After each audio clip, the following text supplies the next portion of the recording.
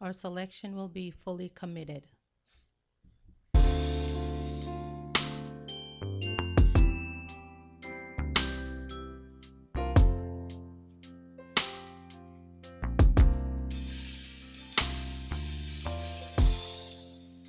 All that I am and all that I hope to be, all of my desires and all of my abilities, I'm fully committed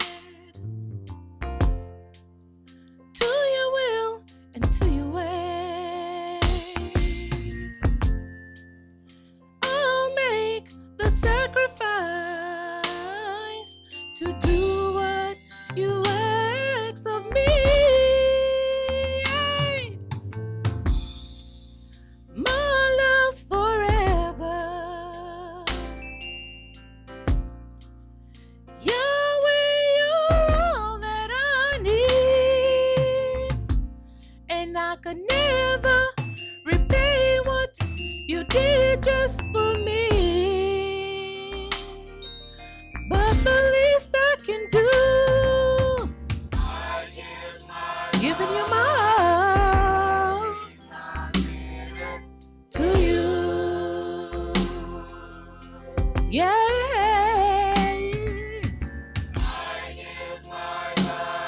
Giving you my all to you.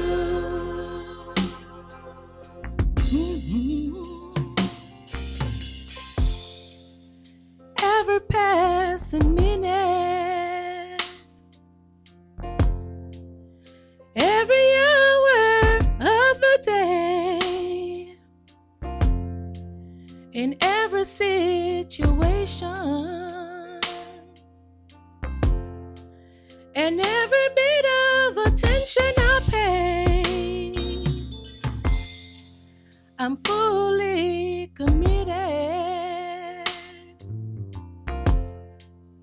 to your will and to your ways. I'll make the sacrifice to do what you ask of me. My love's forever.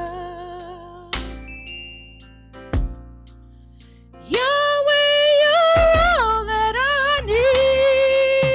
need, and I can never repay what you did just for me. But the least I can do, giving you my all to you.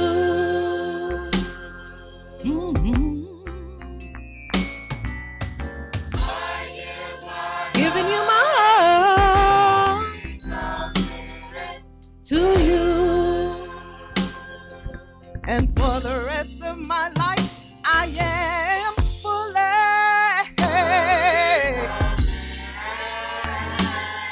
Set my heart, my mind, every part of me, yes, I am fully.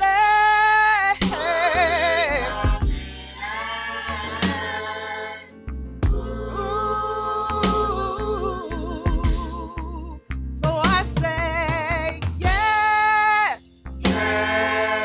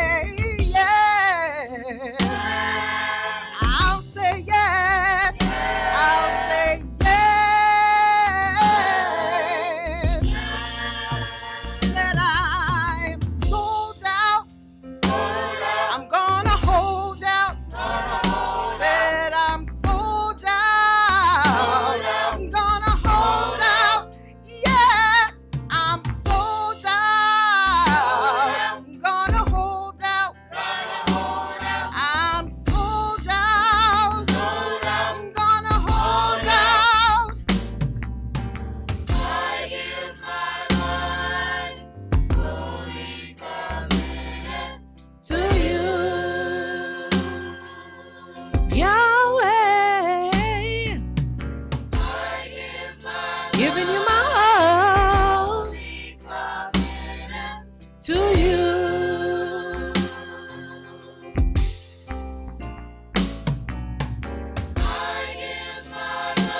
Giving you my all to you.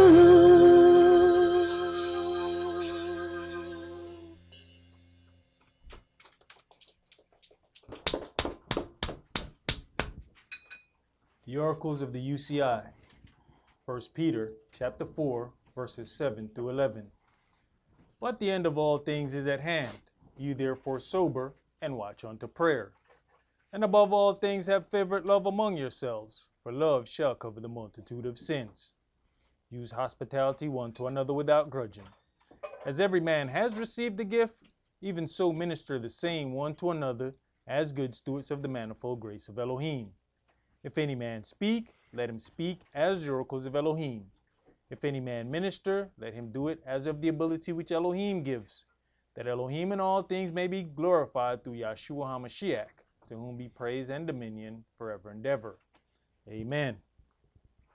Ephesians chapter 4, verses 29 through chapter 5 and verse 4. Let no corrupt communication proceed out of your mouth, but that which is used to the good. Let no corrupt communication proceed out of your mouth, but that which is good to the use of edifying, that it may minister grace unto the hearers. And grieve not the Holy Spirit of Elohim, whereby you are sealed until the day of redemption. Let all bitterness and wrath and anger and clamor and evil speaking be put away from you with all malice. And be you kind one to another, tender-hearted, forgiving one another, even as Elohim for Yahshua's sake has forgiven you. Be you therefore followers of Elohim, as their children, and walk in love, as the Mashiach also have loved us, and has given himself for us an offering and sacrifice to Elohim for a sweet-smelling savor. But fornication and all uncleanness or covetousness, let it not be once named among you as becomes saints, neither filthiness, nor foolish talking, nor jesting, which are not convenient, but rather given of thanks. Ecclesiastes chapter 5, verses 1 and 2. Keep your foot when you go to the house of Elohim, and be more ready to hear than to give the sacrifice of fools, for they consider not that they do evil. Be not rash with your mouth, and let not your heart be hasty to utter anything before Elohim. For Elohim is in heaven, and you up on earth, therefore let your words be few. Exodus chapter 23, verses 20 and 21. Behold, I send an angel before you, to keep you in the way, and to bring you into the place which I have prepared. Beware of him, and obey his voice. Provoke him not, for he will not pardon your transgressions, for my name is in him. Revelations chapter 3, verses 20 through 22. Behold, I stand at the door and knock. If any man hear my voice and open the door, I will come into him and will sup with him, and he with me. To him that overcomes will I grant to sit with me in my throne, even as I have also overcame and am sat down with my Father in his throne. He that has an ear, let him hear what the Spirit says unto the churches. All right, Shabbat Shalom, Shabbat Shalom. which is peace on Yahweh's holy Sabbath day. Welcome to another holy convocation that Yahweh has enjoined unto us here in Stone Mountain, Georgia. Of course, we are in the midst of our Feast of Unleavened Bread, and today's sermon is entitled, The Leaven of the Heart. Now, Yahshua instructed his disciples to beware of the leaven of the Pharisees, which, as he stated, was hypocrisy. The leaven of the Pharisees was the doctrine that they held and the way that they operated on a day-to-day basis. Saul later tells the Corinthians to purge out the old leaven. Malice and wickedness was listed as leaven by the apostle Saul. To operate in the spirit of unleavened bread, we're instructed to operate in sincerity and in truth. We're going to begin today's sermon in 1 Samuel chapter 21. 1 Samuel chapter 21, and we're going to read verses 1 through 9. When you deal with these things, of course, we have the leaven that we are taking out of our houses, but then there's the leaven that has to, from year to year, we have to practice removing the leaven that is out of our hearts. Even when you deal with the priesthood in that final setup of things, you're going to find that the sons of Zadok have a higher calling than other priests. Why? Because they went not astray when the rest of Israel went astray. So then Israel's disbelief was Israel's leaven. And it never does occur to us that we are working to see exactly where we're going to be placed in Yahweh's kingdom. And Yahweh sees who will deal with things whenever everything is comfortable and who will deal when things are uncomfortable. Because it was real easy for the rest of them to go astray when everybody else was going astray. It's really easy to do what everybody else is doing. That's the easy part. You know, when you talk about the desire for fish to swim upstream, they got a real desire to swim upstream because they're getting something they want. But it's really easy to just flow with the water. So all they got to do is do nothing, and the water just takes you the exact same way that is flowing.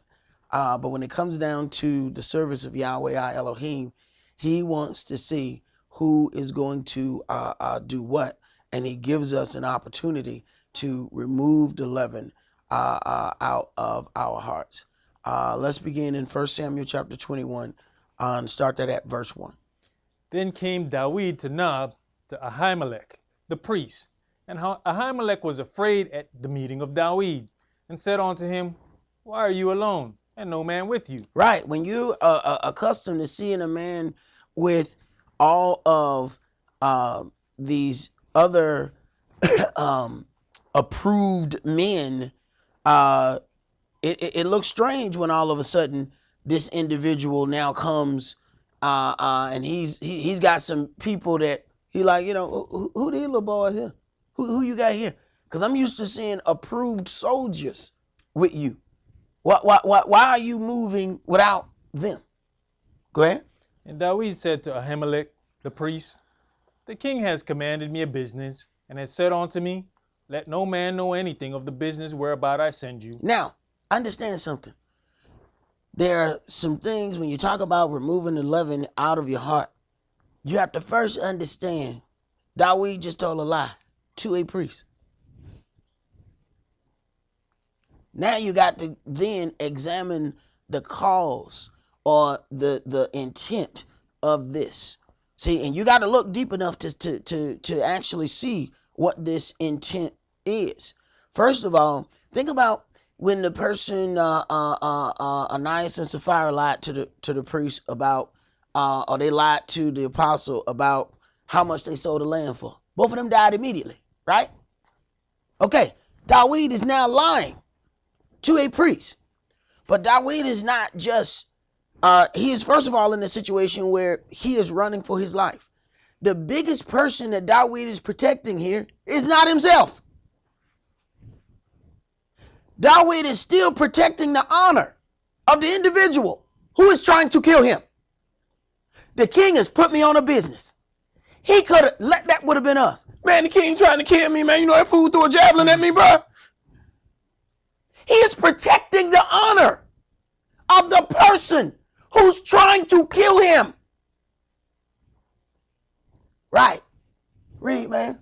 And what I have commanded you. And I have appointed my servants to such and such a place. Now therefore, what is under your hand?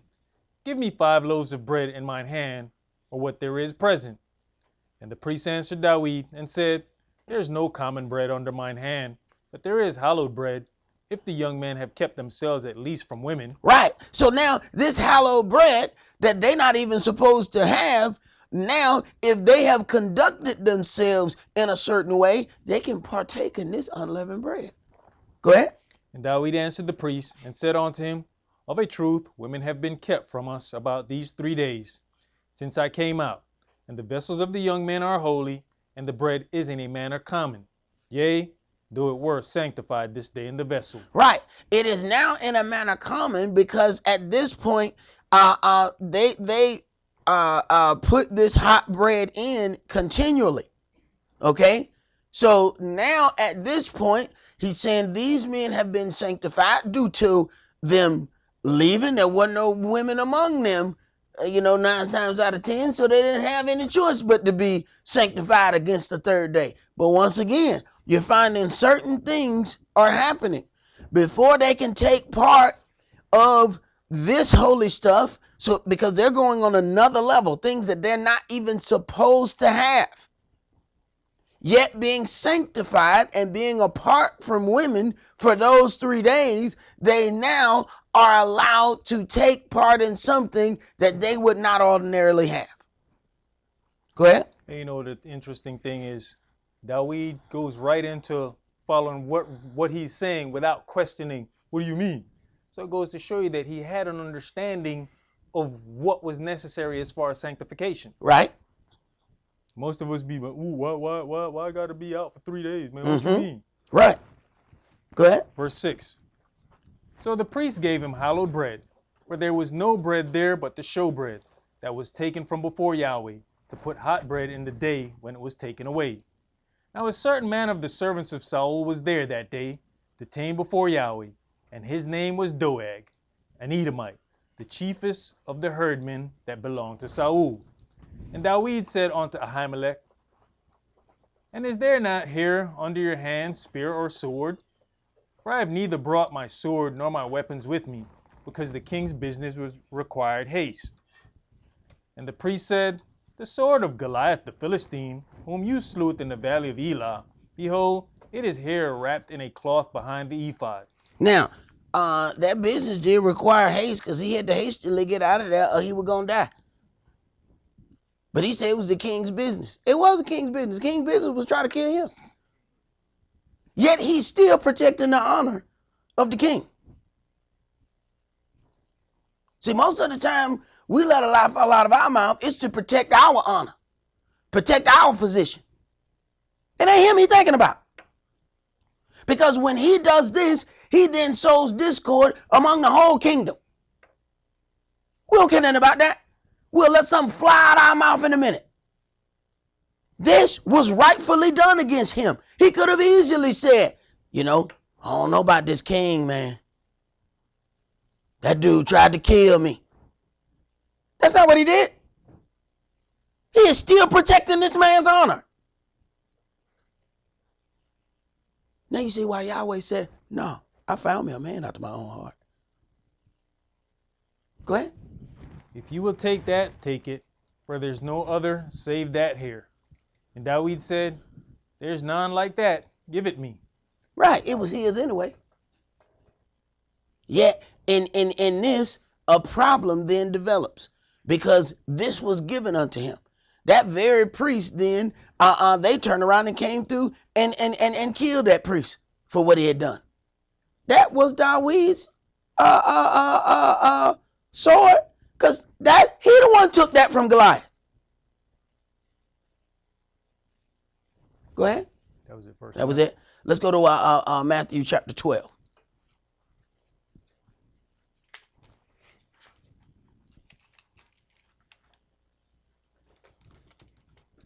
See, sometimes that leaven, you gotta look real deep to see exactly what that is. Because if you just glance at this on the surface, it looks like Dawid has a different kind of leaven in how he's dealing with something. But he's letting his altercation with the king be only amongst the people who already know it. Now, when he talked to Jonathan, when he talked to Saul's son, they was openly talking about Dawid's hatred of him. They openly had a conversation. But Dawid didn't turn around and take that open conversation to everybody he passed. This was a priest. He still didn't take that conversation there. And that was easy for him to do. Because then he would have been then justifying himself. Look at how easy that would have been. Hey, why are you here alone? And no man with you. Boom. Now his character has come into question. What do we do when our character comes into question? We're going to throw somebody else on the ground with us. That way, we don't look too low. Could have been real easy for him to do that at that point. It's not what he did. He didn't implicate anybody else in this situation. Why are you here all alone? The king sent me on a business. Yeah, he sent me on a business to preserve my life from him. Go ahead, brother. Matthew chapter 12, and let's start at verse 1. At that time, Yahshua went on the Sabbath day through the corn, and his disciples were an hungered, and began to pluck the ears of corn and to eat. But when the Pharisees saw it, they said unto him, Behold, your disciples do that which is not lawful to do upon the Sabbath day. Brother Mishael, let me get you to go out there to that front door and make sure you lock that glass door. Yes, sir. Nobody else come in. Go ahead. Verse 3. But he said unto them, Have you not read what David did when he was an hungered, and they that were with him? How he entered into the house of Elohim, and did eat the showbread, which was not lawful for him to eat, neither for them which were with him, but only for the priests? Or have you not read in the law, how that on the Sabbath days the priests in the temple profane the Sabbath, and are blameless? But I say unto you. Now, you have, he's automatically describing this situation where David and the men that was with him have eaten this showbread that was unlawful for them. Then he goes into the situation of how the priests profane the Sabbath and are held blameless. The priests work on the Sabbath. One of we had a question about whether or not there was a little confusion about whether or not we should cook on the Sabbath day. One of the things that was written, it says, no work should be done save that which every man must eat. If we have an opportunity to provide as much as we can for that food on the preparation day, then that's what we're supposed to do. But at the end of the day, no, we're not supposed to walk around and eat cold food. What people have to understand is where that comes from is in the law. It says you shall not kindle a fire in your habitations upon the Sabbath day. If you heat up the food, you still can kindle a fire. But what they are talking about in kindling a fire, this is how they prepared power, so to speak, for work. Before you can do a whole lot of things, you kindle this fire to provide fuel for whatever it is you are about to do as far as working is going. So what Yahweh did was start to take away all of those things. Just like when we first read about the manna, he said, don't go out your house.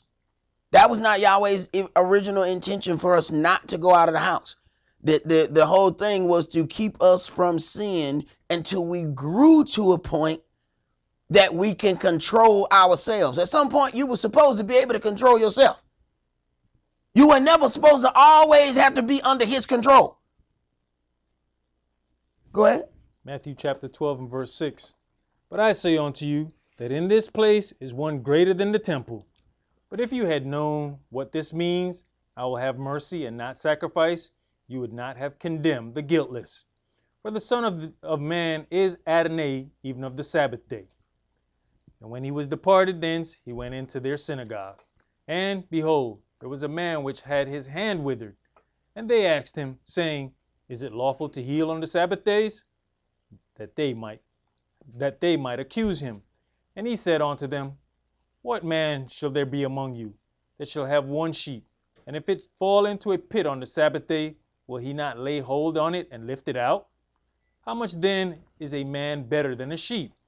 Wherefore it is lawful to do well on the Sabbath days. Then saith he to the man, Stretch forth your hand. And he stretched it forth, and it was restored whole, like as the other. Then the Pharisees went out and held a council against him, how they might destroy him. All right, let's go to Leviticus chapter 6.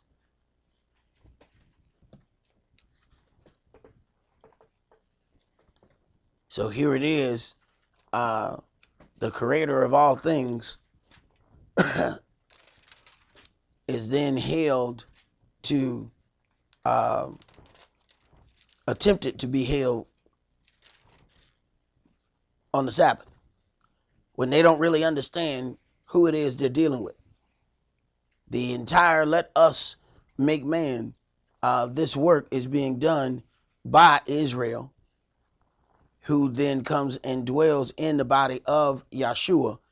And now you have this question coming about, to question him on the day that he rested from the works that he performed. It's like going to your job and questioning the CEO. But see, we don't see it like that, because flesh and blood can only see flesh and blood. We don't see the spiritual things of what was given unto Israel and what power we have, and where that power stops. You don't go question the CEO. Leviticus chapter 6, and let's start that at verse 1.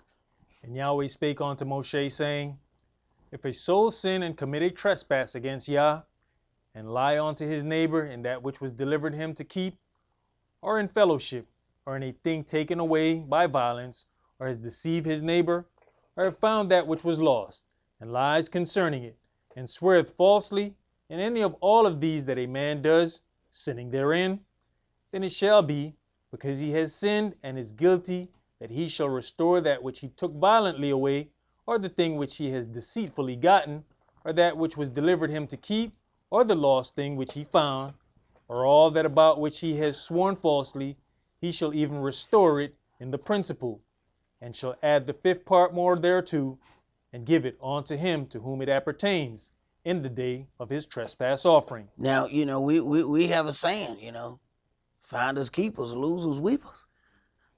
We ain't giving nothing back. That we found it. This our stuff. That you wasn't around when I found this here. Yeah, but don't they have my name on it? Go ahead. And he shall bring his trespass offering unto Yah, a ram without blemish out of the flock, with your estimation, for a trespass offering unto the priest. See, Yahweh know how fast we get accustomed to things. We find something, ain't nobody around, we have already laid it in our heart as ours. The living of the heart has already begun. Something we wasn't even thinking about. We wasn't going after it, we wasn't seeking it, but now we done found something. And it has already found a place in our heart. Automatic covetousness about something that 10 seconds ago you have zero desire about. Now it's more important than your salvation. 10 seconds ago you didn't even know it existed. Go ahead. And the priest shall make an atonement for him before Yahweh, and it shall be forgiven him for anything of all that he has done in trespassing therein.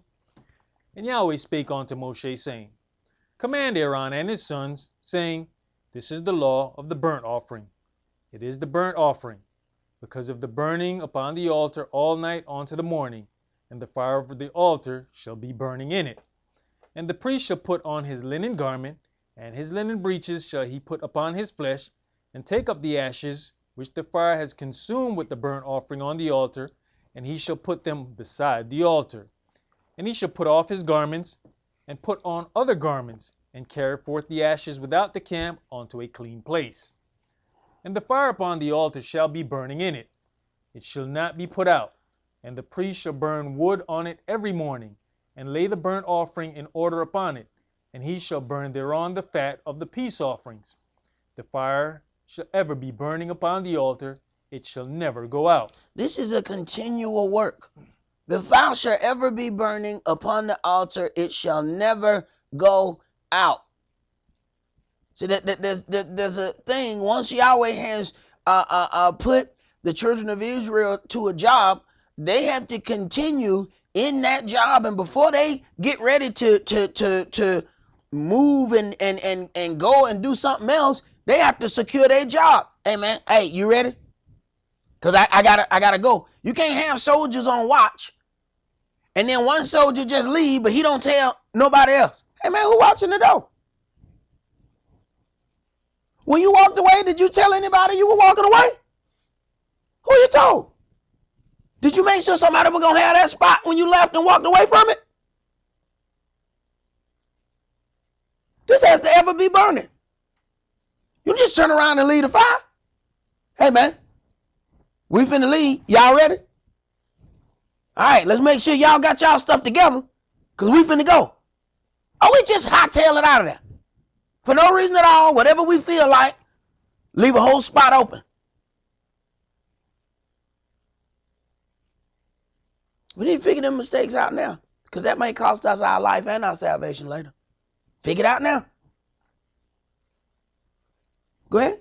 You know, earlier when Yahshua said the priest profane the Sabbath and are held blameless, you look at all the stuff that the priest has to do, even when you go right back to kindling the fire.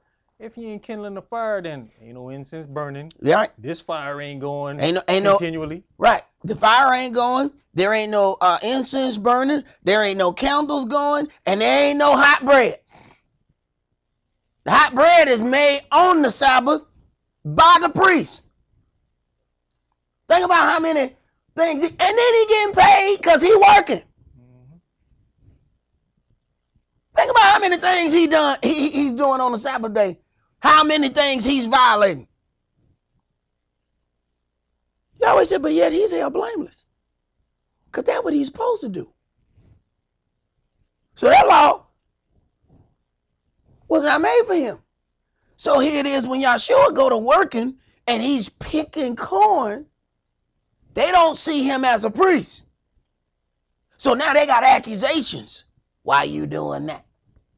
Can't believe you just gonna pick this corn like this. They don't understand who he is. That's why he said, don't you know the priests profane the Sabbath and are held blameless?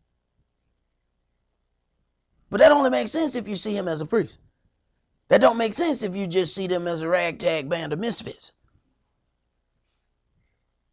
Go ahead. Verse 14. And this is the law of the meat offering. The sons of Aaron shall offer it before Yahweh, before the altar. And he shall take of it his handful of the flour of the meat offering, and of the oil thereof, and all the frankincense which is upon the meat offering, and shall burn it upon the altar for a sweet savor, even the memorial of it unto Yah. And the remainder thereof shall Aaron and his sons eat. With unleavened bread shall it be eaten in the holy place. In the court of the tabernacle of the congregation they shall eat it. It shall not be baken with leaven. I have given it unto them for their portion of my offerings made by fire. It is most holy, as is the sin offering, and as the trespass offering. Right. It shall not be baken with leaven. I have given it unto them for their portion of my offerings made by fire. It is most holy. Go ahead. All the males among the children of Aaron shall eat of it. All the males among the children of Aaron shall eat of it. See, because these things were most holy, everybody couldn't partake of that. Go ahead. It shall be a statute forever in your generations concerning the offerings of Yah made by fire. Everyone that touches them shall be holy. Everyone that touches them shall be holy. And be careful, because Israel kind of slick. What Miriam said, we all holy. Oh yeah. See, there's certain things that you don't even understand is that took Yahweh to another level. We all holy. We're not all Israel. Are we all Israel? Oh, Yahweh didn't even wait for nobody. I got this. I got this. Let me move out the way. No, I got this. Say we all holy. Wait a minute. We all didn't go and spend 40 years somewhere else. We all didn't go through all the problems and situations that other people have gone. No. We all didn't go through that. No, just him. No, I got this. I'm going to show you how holy we all are. Go ahead. And Yahweh spake unto Moshe, saying, This is the offering of Aaron and of his sons, which they shall offer unto Yah in the day when he is anointed. The 10th part of an ephah of fine flour for a meat offering perpetual, half of it in the morning and half thereof at night. This is done in order. See, sometimes people just think, we can hang out and do some things as we please. We can do some things. Okay, well, I don't feel like it today. Maybe tomorrow. No, this is order. And every time somebody don't do their job, it affects the next person. Hey, we can understand that at any other heathen job. When there's supposed to be somebody that take the next shift and that person don't show up, all of a sudden, somebody from the office walking down talking to you. Excuse me, can I talk to you for a minute? Talk to who? Come here. Look, Larry, I just want to, look. Jimmy was supposed to come in, Jimmy not coming. What? What they got to do with me? We can understand that real easy in a natural setting. Why is that so difficult to understand in a spiritual setting? Right. Read, bro. Verse 21. In a pan it shall be made with oil, and when it is baken, you shall bring it in, and the baken pieces of the meat offering shall you offer for a sweet savor unto Yah. And the priest of his sons that is anointed in his stead shall offer it. It is a statute forever unto Yah, it shall be wholly burnt. For every meat offering for the priest shall be wholly burnt, it shall not be eaten. It shall not, for every meat offering for the priest. Now, consider the order. The people of Israel offer up something, the priest stands in Yahweh's stead and eats the offering. The offering for the priest, how you gonna eat that?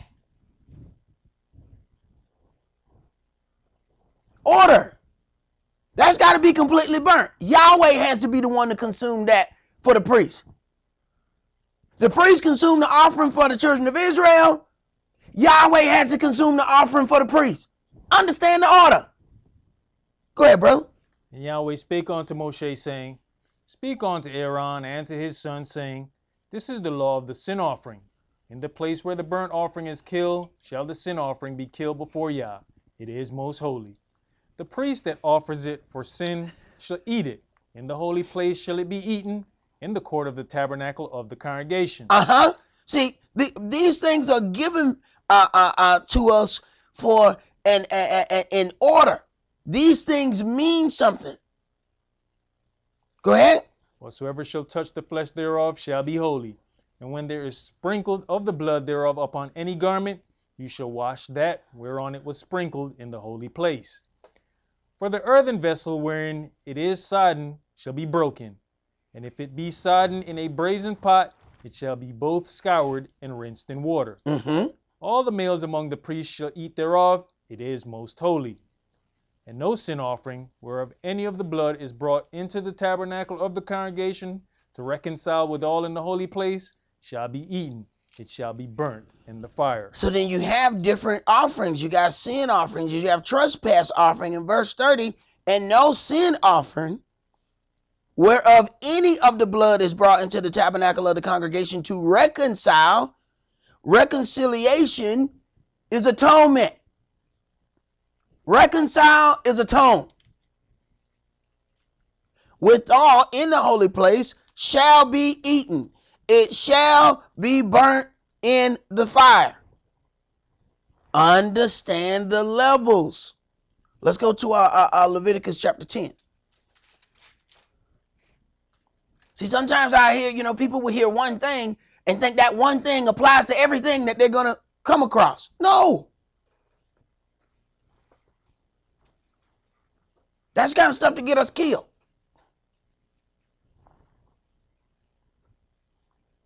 Leviticus chapter 10, and let's read verses 1 through 20.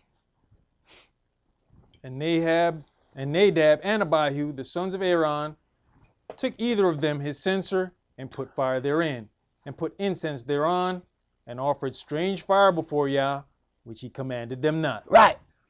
And you have to ask yourself, what possessed them to do that? Who were they listening to? Yahweh didn't command it. Where'd they get it from? We all holy. Where'd that come from? And we can't blame it on the internet. They wasn't on the internet. That's where we get most of our grandiose ideas from. I saw this brother, and him and his wife was teaching. Oh, it sounds so wonderful. It was so smooth. Right? Smooth death. Where you get that from? Where they get this idea from? They ain't seen nobody else do it. So that's what gets us. We're able to go through the internet and we see people doing stuff. Where did they get these ideas from? See, what we do is we watch other people and then we intermingle Yahweh's things with other things. This is how people set us up to get ourselves killed.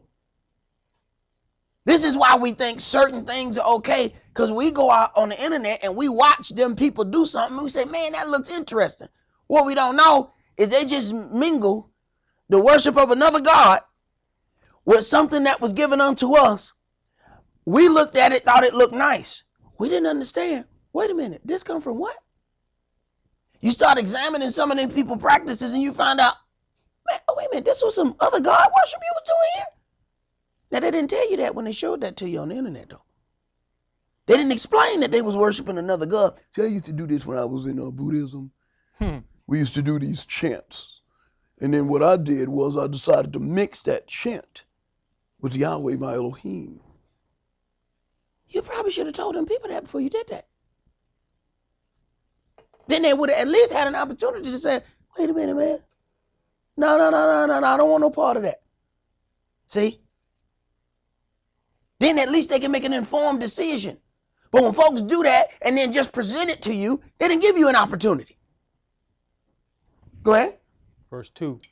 And there went out fire from Yahweh and devoured them, and they died before Yah. And you got to understand or see Aaron's position if he got not one son, but two sons that have been killed by Yahweh. It's really easy to get mad at Yahweh. Go ahead. And Moshe said unto Aaron, this is it that Yahweh spake, saying, I will be sanctified in them that come near me, and before all the people I will be glorified. And Aaron held his peace. I'm sorry, Aaron did what? Held his peace. Aaron held his peace. He didn't cry and try to jump in the casket and take me with you. No, he understand. Hey, some stuff been done here. And I understand. Aaron also knows the mercy of Yahweh. Because remember now, Aaron should have died when he made that calf. Aaron should have been dead a long time ago. So what he got to say to Yahweh? Consider that now. This is that thing where people automatically believe that they're going to be given a chance because of who their father is or what position they have. Yahweh don't give a damn about your position. He don't give a damn about what office you hold at the church. You violate, you can die just like anybody else. Now, here it is. Aaron made the golden calf and then get killed. Then his sons light a strange incense and die immediately. Now, you have to wonder if they felt a little puffed up. Look, hey, Daddy made the calf. He ain't dead. We ain't gonna die, man. Come on in and bring the incense over here, what? Yeah, we got the inside track with Yahweh. Right. And that track set on fire. Go ahead. And Moshe called Mishael and Elzaphan, the sons of Uzziel, the uncle of Aaron, and said unto them, come near, carry your brethren from before the sanctuary out of the camp. So they went near and carried them in their coats out of the camp, as Moshe had said. And Moshe said unto Aaron and unto Eleazar and unto Ithamar, his sons, uncover not your heads, neither rend your clothes, lest you die. You better not cry. And your head better stay covered. Uncover not your heads.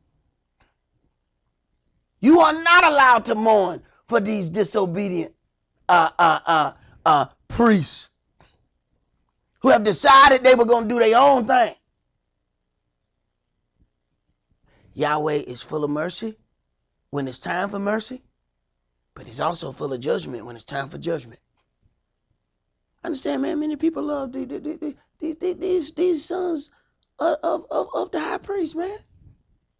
They got love for these dudes, man. You always say you better not mourn. This is how Israel mourned. Uncovered their head, rend their clothes, covered themselves in sackcloth and ashes and mourn. He said, I better not see it. Go ahead. At least wrath come upon all the people. Right. You do this, And the rest of these people are going to suffer because that pestilence, that plague is going to come in. And when it starts, it's going to kill a couple thousand before it stops.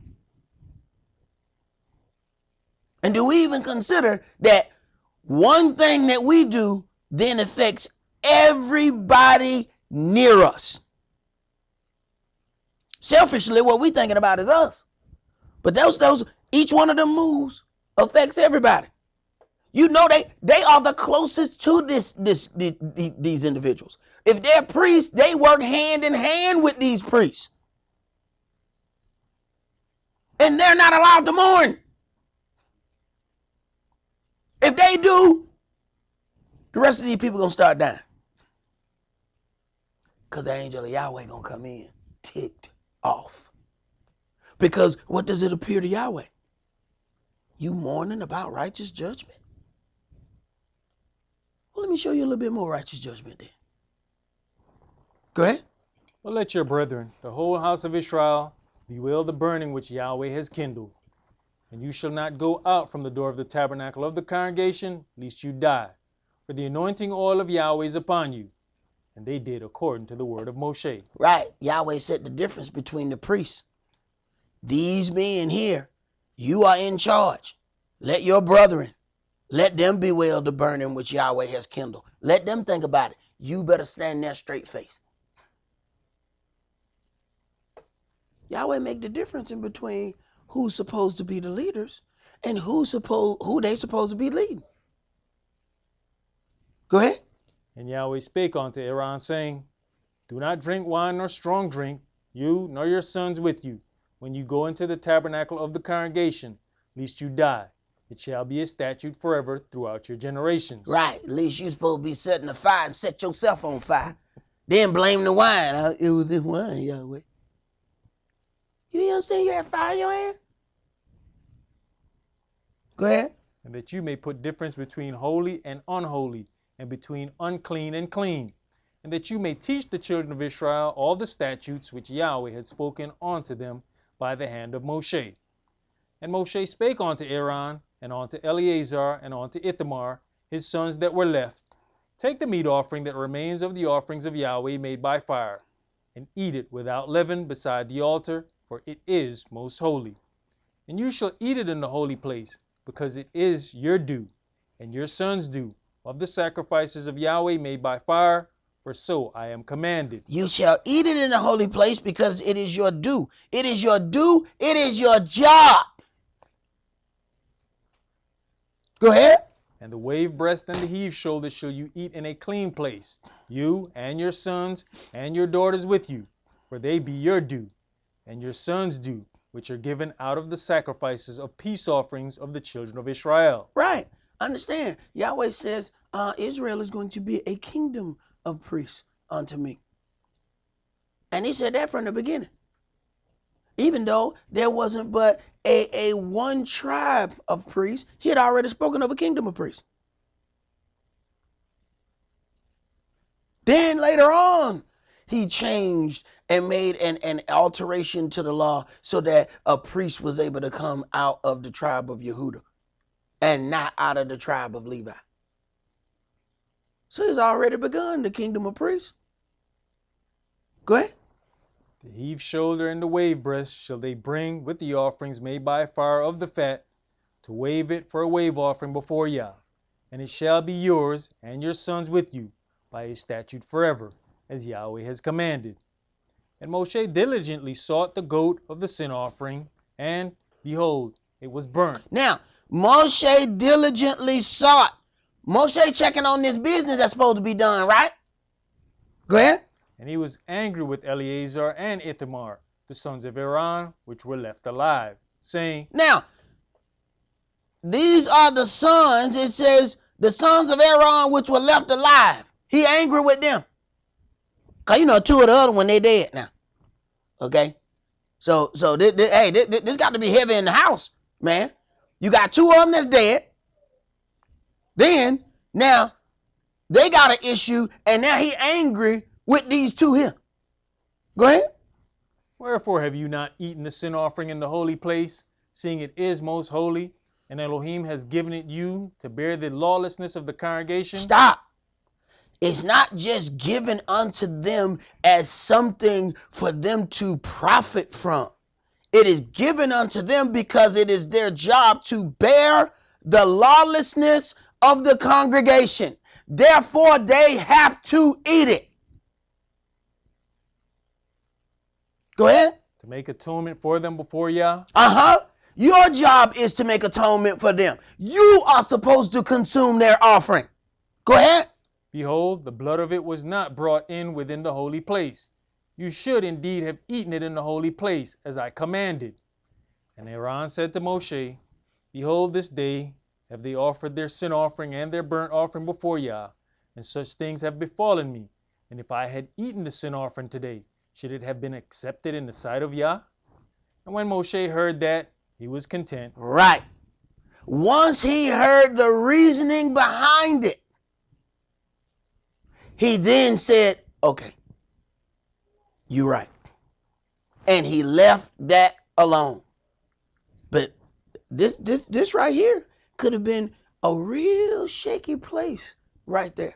See, sometimes you don't see the questioning that's there. You got two sons that have already died because they burn strange incense. Now, he has had something befallen him. Okay? So now he's unclean. Probably has some thoughts. Y'all know how we be thinking.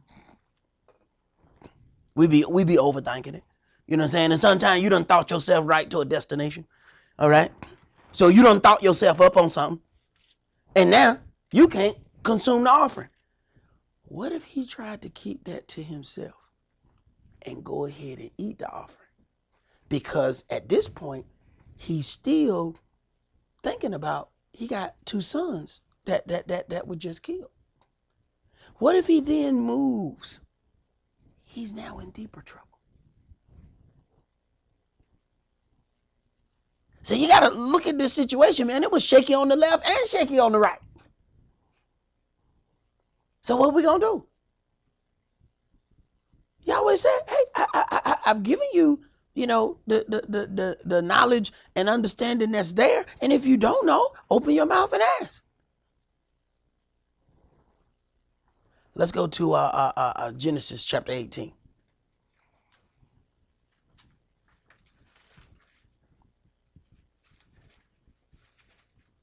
That is definitely one of those situations that could be, very shaky on trying to figure out which way to go.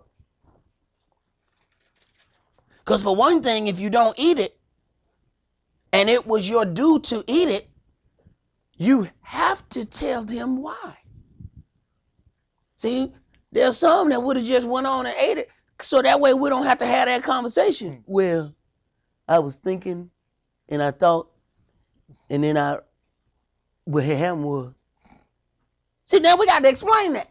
Because we don't want to explain that. We just keep that to ourselves. No, you might want to explain that. It was better for them not to do it in that state. So if you're not looking at that right, him not eating it looks like leaven. But it would actually been more leaven had he ate it. Understanding where he was. Because you don't know what just happened to that man. The only person that know that is him, for sure. Genesis chapter 18, let's start that at verse 17. And Yahweh said, Shall I hide from Abraham that thing which I do? That's what we do. Yahweh said, even in all my great power, I don't move unless I tell my servants, they servants, okay? They work for me. Yet I'm still going to talk to them and tell them the thing that I do before I do it. You can't get a more powerful yet gracious Elohim. We do stuff first and then tell everybody about it later, or just let them find out. Like, hey, what did right here? Oh, I had bought a new car. What? We ain't got no money. How we gonna pay for this next month? Go ahead, bro. Seeing that Abraham shall surely become a great and mighty nation, and all the nations of the earth shall be blessed in him. For I know him, that he will command his children and his household after him. I know him. He's going to command his house. He ain't gonna let nothing come up in his house that's gonna cause a problem. And when he does, I'm gonna help him with it. See, he had a little love for his nephew. Yahweh said, all right, I'm gonna have to separate you from Lot. And look, the book even says that, there's things that said about Lot that he was a righteous man. He wasn't like an evil, person like that. He knew the law. When them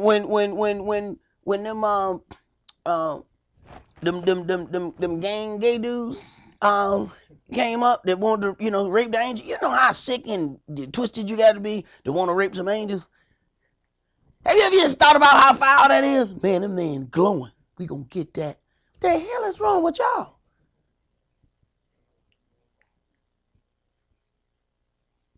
Lot knew that was wicked. But Yahweh still had already set a line as how far he was going to go with Abraham as long as Lot was with him. He couldn't even grow to the next level. Why? Because Lot was there. We don't even consider that there are some forks in the road that we're going to have to take if we're going to grow with Yahweh. Because he ain't going to deal with you no more until you make that turn. He would not deal with Abraham on this level until that fork in the road was turned. And I mean, as soon as that fork was gone, as soon as Abraham's daddy died, boom, he deals with Abraham. As soon as he get away from Lot, who Lot is being raised as his brother, okay? Because it was his daddy that took Lot in. Lot is raised as his brother. Yahweh don't care. He don't care. Until he made that separation, Yahweh was not dealing with him on that next level. Because he was like, the covenant that I'm making with you, I'm making with you. I'm not making with you, your cousin, your brother, your second cousin on your mama, auntie side. No, man, I ain't making the covenant with all them. Go ahead. And they shall keep the way of Yahweh to do justice and judgment, that Yahweh may bring upon Abraham that which he has spoken of him. And Yahweh said, because the cry of Sodom and Gomorrah is great, and because their sin is very grievous, I will go down now and see whether they have done altogether according to the cry of it, which has come on to me, and if not, I will know. And the men turned their faces from thence, and went toward Sodom, but Abraham stood yet before Yah. And Abraham drew near, and said, will you also destroy the righteous with the wicked? So they on their way, but Abraham's still trying to stand in the breach at this point. But they on their way, the other two on their way to take care of this business. Go ahead. Peradventure there be 50 righteous within the city. Will you also destroy and not spare the place for the 50 righteous that are therein? This gives us an opportunity to see some things where some things may take place. And you want to make sure that you don't just see this and try to mimic it. You have to have a place with Yahweh to stand in the breach and question him on what it is he's about to do. Okay? Do understand, in the grand scheme of the entire story, Abraham is called Father Abraham for a reason. He represents Yahweh. Yahweh is basically writing his story on earth, and he needs somebody to play him. Abraham was that man. So please don't see some of this stuff and then you go back and say, I'm going to do what Abraham did. Not a good idea. Abraham represents Yahweh in this story. Please don't see something and just try it. Go ahead. That be far from you to do after this manner, to slay the righteous with the wicked, and that the righteous should be as the wicked. That be far from you. Shall not the judge of all the earth do right? And Yahweh said, if I find in Sodom 50 righteous within the city, then I will spare all the place for their sakes. Right. So several righteous have the opportunity to save the entire city. So consider, if everybody in your house goes on the same accord to do something and it's wrong, your house just got destroyed. See, we think we ought to go along to get along. You may go along so you can get burnt along. At this point, the few that stand out may save the whole place. Go ahead. And Abraham answered and said, Behold now, I have taken upon me to speak unto the Adonai, which am but dust and ashes. Right. He's letting you know, look, I'm about to do something disrespectful here. I'm about to go on. I know this is stupid, because I don't already ask you about 50. So I'm definitely about to do something that should probably get me killed. But I'm finna go ahead. Go ahead. Peradventure there shall lack 5 of the 50 righteous. Will you destroy all the city for lack of 5? And he said, If I find there 40 and 5, I will not destroy it. And he spake unto him yet again and said, Peradventure there shall be 40 found there. And he said, I will not do it for 40's sake. And he said unto him, Oh, let not the Adonai be angry. Oh, let now you be angry, because I'm being a disobedient servant right now. Because this is just, I know you have instructions, and here I am questioning what's about to happen here. I know this is disrespectful, but please don't be angry. And he's making him, you know what we do? We apologize after we do something stupid. You ever notice that he's apologizing first? And we all claim we read the book. Yet every time somebody do something stupid, they want to say sorry after. He knew it's stupid before it came out of his mouth. Please don't, look, pardon me. I'm about to, I heard my thought, and I knew it was stupid when I heard it. So I'm about to open up my mouth and stick my foot in it. But I want to go ahead and apologize to you first. Because this is weighing on my spirit. He already know that. He apologized before he even said it. Go ahead. And I will speak. Peradventure there shall 30 be found there. And he said, I will not do it if I find 30 there. And he said, Behold now, I have taken upon me to speak unto the Adonai. Peradventure there shall be 20 found there. Now we done started at 50. All right? Now he at this point, he's auctioning off for Yahweh. What about 45, 45, 45, 35? What about 35, 30? Will you not kill it for 30? What about 25? I'm going to put 25. What about 15? You got a 15 righteous. Go ahead. And he said, I will not destroy it for 20's sake. And he said, Oh, let not the Adonai be angry. Boy. See, this is questioning Yahweh on. And let me tell you something. You better have your stuff together. You're gonna keep questioning Yahweh like this. Go ahead. And I'll speak yet but this once. Peradventure 10 shall be found there. And he said, I will not destroy it for 10's sake. And Yahweh went his way as soon as he had left communing with Abraham. And Abraham returned unto his place. All right. And there came 2 angels to Sodom at even. And Lot sat in the gate of Sodom. And Lot, seeing them, rose up to meet them. And he bowed himself with his face toward the ground. Right. See, he has been around Abraham so long, he knows certain things. He knows these ain't regular men. Go ahead. And he said, Behold now, my masters, turn in, I pray you, into your servant's house, and tarry all night, and wash your feet, and you shall rise up early, and go on your ways. And they said, No, but we will abide in the street all night. And he pressed upon them greatly, and they turned in unto him, and entered into his house, and he made them a feast. He made them a feast. What did he make them? And did bake unleavened bread. Say it ain't so. And they did eat. Right. What did he say when they gave us the manna? He said, man did eat angels' food. We ate the corn of heaven. Right. Let's go to Luke chapter 1.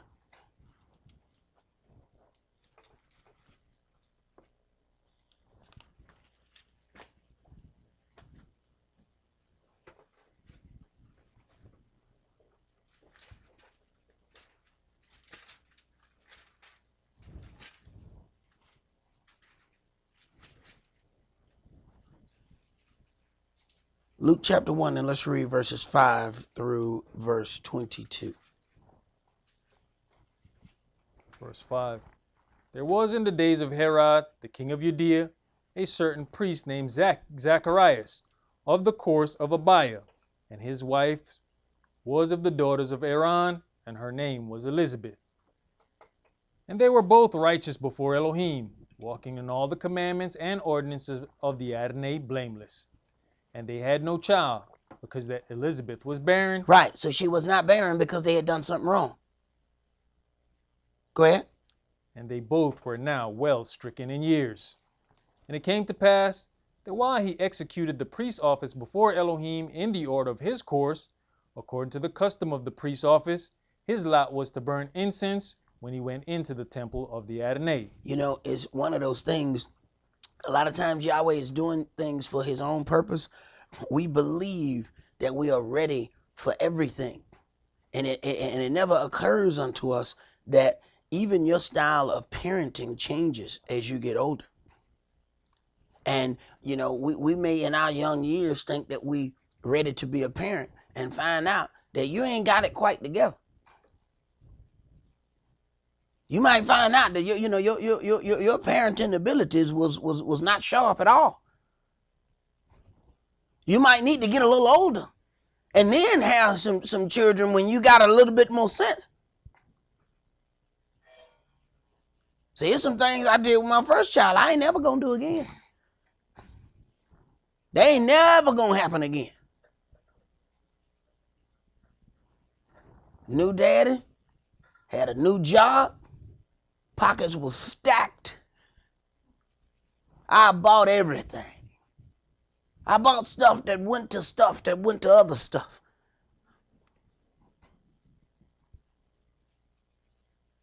And I created a monster. And to this day, Father, might I have some Newtons, Father? No, man, you gotta eat cookies. But see, that's the problem I made. See? New dude, new job, new baby, pocket stack. I made it rain. Right.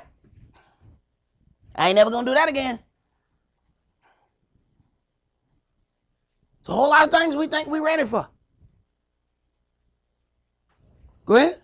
Verse 10. And the whole multitude of the people were praying without at the time of incense. And there appeared unto him an angel of the Adonai standing on the right side of the altar of incense. And when Zechariah saw him, he was troubled, and fear fell upon him. But the angel said unto him, Fear not, Zacharias, for your prayer is heard, and your wife Elizabeth shall bear you a son, and you shall call his name Johanan.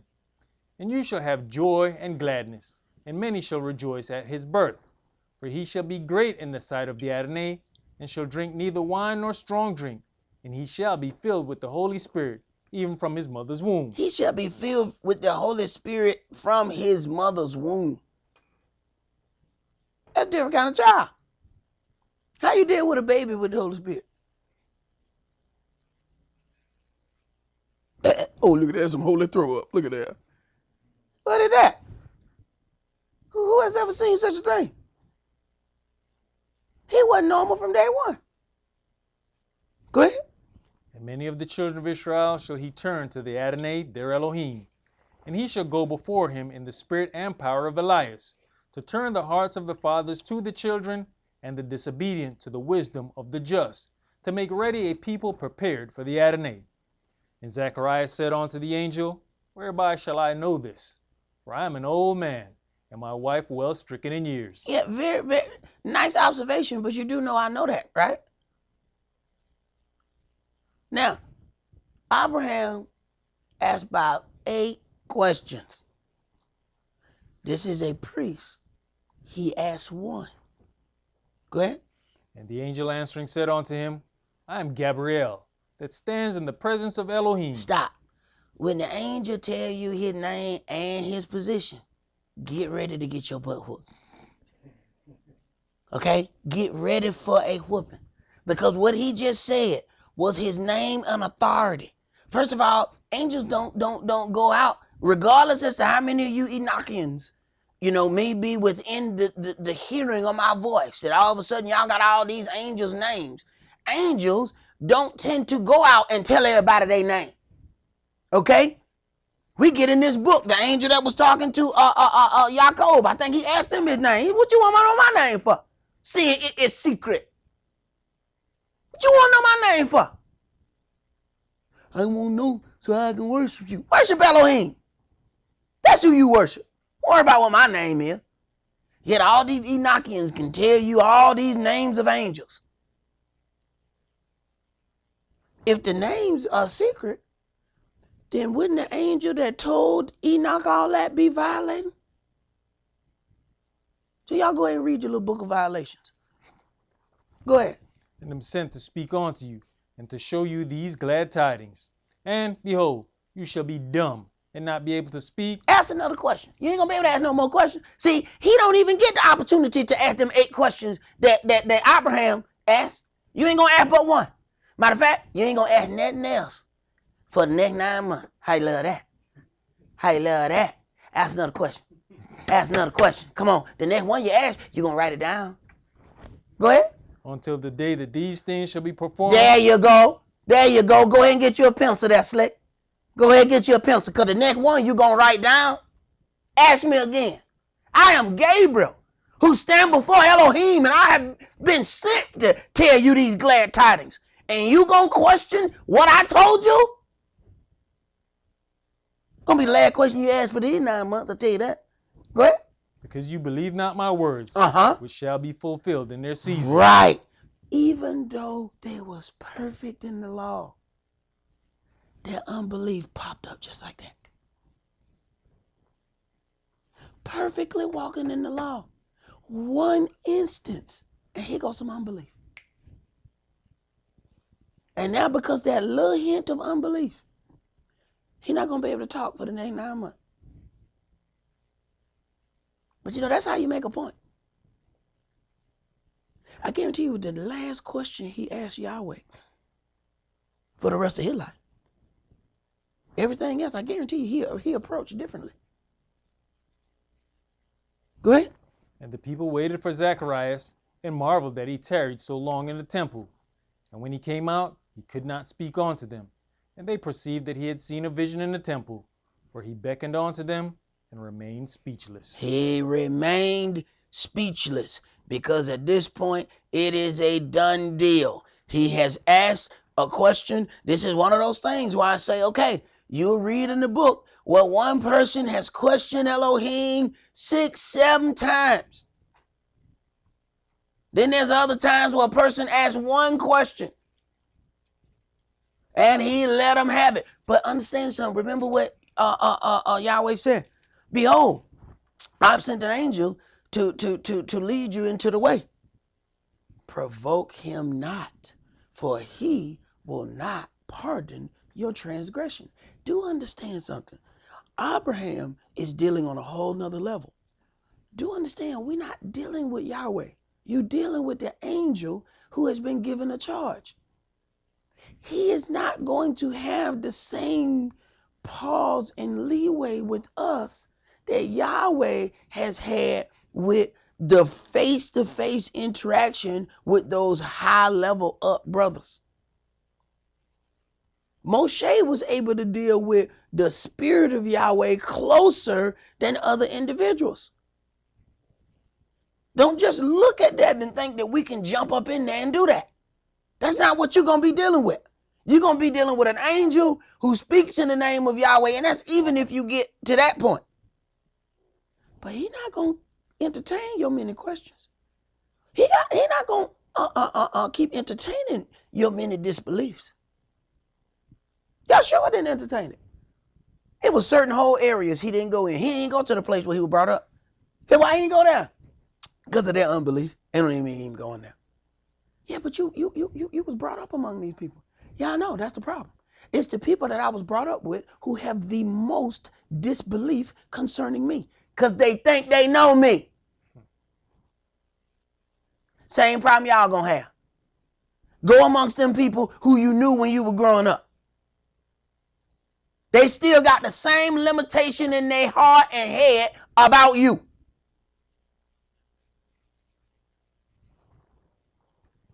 Let's go to Numbers chapter 14. Numbers chapter 14, and let's start that at verse 1.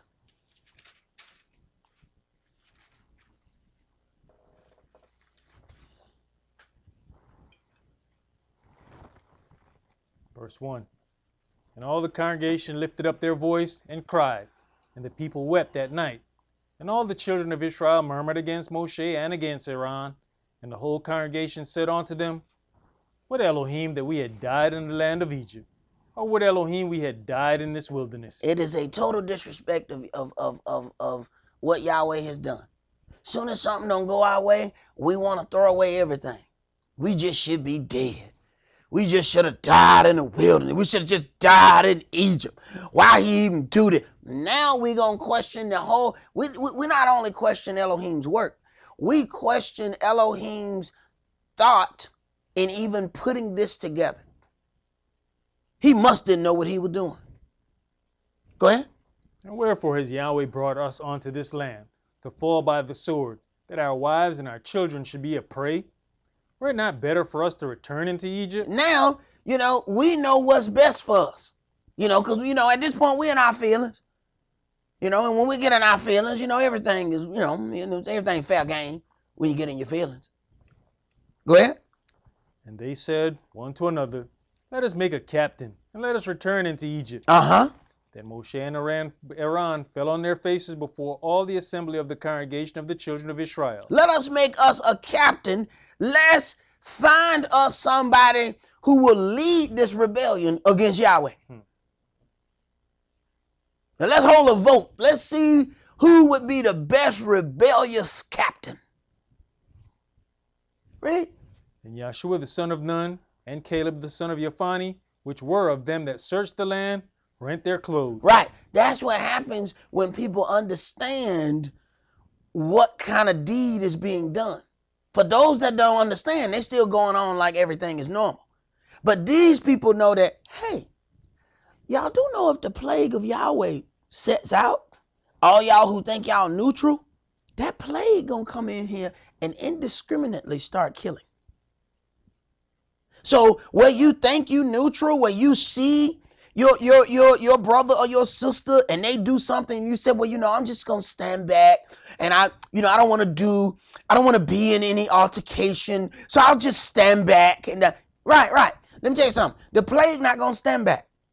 When the plague come in and start killing off your children, remember that, stand back and be neutral. Go ahead. And they spake unto all the company of the children of Israel, saying, The land which we passed through to search it is an exceeding good land. If Yahweh delights in us, then he will bring us into this land and give it us, a land which flows with milk and honey. Right. And once again, as we talked about the honey, the whole thing was about cooking of the honey and placing it on that offering. Honey is a good thing. Honey should be dealt with raw. Otherwise, you end up taking most of the health benefits out of it. Okay? But somehow there was some question even after the thing on the honey. Yes, honey is a good thing. Because sometimes we take one little thing and now we all off in a whole nother place.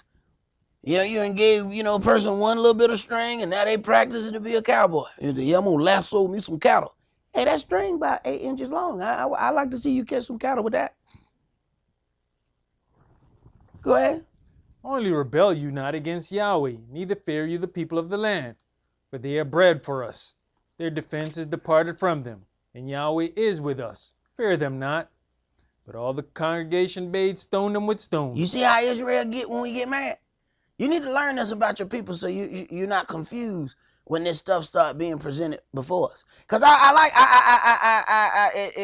it's interesting when you listen to Israel and everything we have to say seems to be against, or at the Christians or at the heathens and at this, and that's what you get, especially when you go to them Shema gatherings. Everything is about the other people. And you forget, you are not training your brain to get ready for Israel's assault against you. The biggest assault is going to come from people who look just like you. Are we even being prepared for that? Because in all this, well, the heathen this and the heathen that. Right, you do know some of them heathen look just like you. Matter of fact, if I put a koof on that heathen, I'd think it was you. Go ahead. And the glory of Yahweh appeared in the tabernacle of the congregation before all the children of Israel. And Yahweh said unto Moshe, how long will this people provoke me? And how long will it be ere they believe me for all the things which I have showed among them? Right, no matter all the signs I've showed them, they still don't believe me. Spirit of unbelief is leaven. Go ahead. I will smite them with the pestilence and disinherit them. I will send a plague among them. We get a plague these days. Oh, and we all dismayed. Yo, children of Israel been dealing with plagues. Mess around, tick Yahweh off. It's amazing. As many times as Brother Eliel has prayed and he said something about pestilence, I don't think anybody knew what the hell pestilence meant. I should have made him define pestilence. He get up, Yahweh, forgive us, saying, protect us from the pestilence and the disease. People don't hear that. They didn't hear what pestilence. They was like, yeah. All of a sudden, now, we get a pestilence. They go, oh, what we gonna do? Hey, man, I guess y'all didn't hear that prayer that brother been praying. How many times he been saying pestilence? But we don't understand it until it show up. But it's got to say that's what it is. Who there? Pestilence. Ah! Read, man. And will make of you a greater nation and mightier than they. And Moshe said unto Yahweh, then the Egyptians shall hear it, for you brought up this people in your might from among them, and they will tell it to the inhabitants of this land. For they have heard that you, Yahweh, are among this people, that you, Yahweh, are seen face to face, and that your cloud stands over them, and that you goeth before them by daytime in a pillar of a cloud, and in a pillar of fire by night. Now if you shall kill all this people as one man, then the nations which have heard the fame of you will speak, saying, now, understand, he's at a different place with Yahweh, but he's negotiating with Yahweh for the life of Israel. Go ahead. because Yahweh was not able to bring this people into the land which he sware unto them, therefore he has slain them in the wilderness. And now, I beseech you, let the power of my Adonai be great, according as you have spoken, saying, Yahweh is long-suffering and of great mercy, forgiving lawlessness and transgression, and by no means clearing the guilty, visiting the lawlessness of the fathers upon the children unto the third and fourth generation. Pardon, I beseech you, the lawlessness of this people, according unto the greatness of your mercy, and as you has forgiven this people from Egypt even until now. And Yahweh said, I pardon according to your word. I have pardoned according to your word. This is one of them things that they have to show on TV. Please don't try this at home. Go ahead. But as truly as I live, all the earth shall be filled with the glory of Yahweh, because all those men which have seen my glory and my miracles, which I did in Egypt and in the wilderness, and have tempted me now these 10 times. Tempted me now these 10 times. See, even Yahweh doesn't just go off on the first instance of something. He sits back and waits to see, I want to prove to them that this is a pattern. This is not just something they did, this is something that they do. Go ahead. And have not hearkened to my voice, surely they shall not see the land which I swear unto their fathers, neither shall any of them that provoke me see it. But my servant Caleb, because he had another spirit with him, and has followed me fully. He had another spirit. He had another spirit that allowed him to follow fully. So then there's some half spirits out there somewhere. Go ahead. Him will I bring into the land whereinto he went, and his seed shall possess it.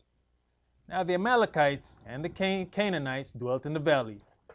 Tomorrow turn you, and get you into the wilderness by the way of the Red Sea. And Yahweh spake unto Moshe and unto Aaron, saying, How long shall I bear with this evil congregation, which murmur against me? I have heard the murmurings of the children of Israel, which they murmur against me. Right, but they don't just straight out a lot of times murmur against Yahweh. They murmur against who's ever in charge. Go ahead. Say unto them, as truly as I live, says Yah, as you have spoken in mine ears, so will I do to you.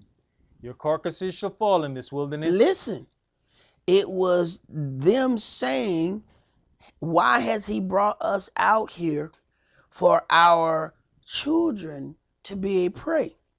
So, as it is written, by your words you shall be justified, and by your words you shall be condemned. So, he let the very word that proceeded out of their mouth. This is what you have to remind people. Folks will say stuff and move on to something else and not understand. Oh no, Yahweh holding you to them words because you have just spoken your judgment.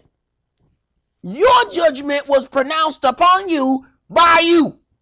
Read.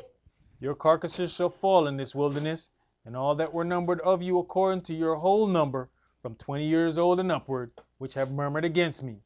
Doubtless you shall not come into the land, concerning which I swear to make you dwell therein, save Caleb the son of Jephunneh, and Yahshua the son of Nun.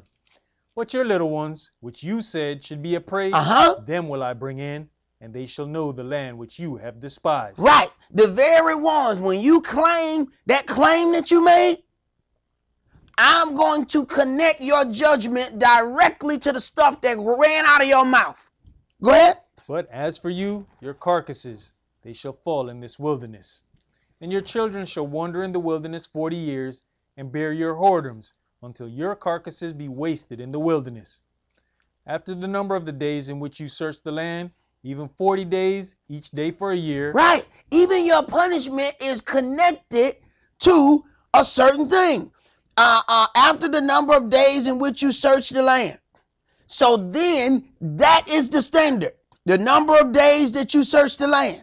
Then when you came out and murmured, your punishment is going to be a year for each day you did it.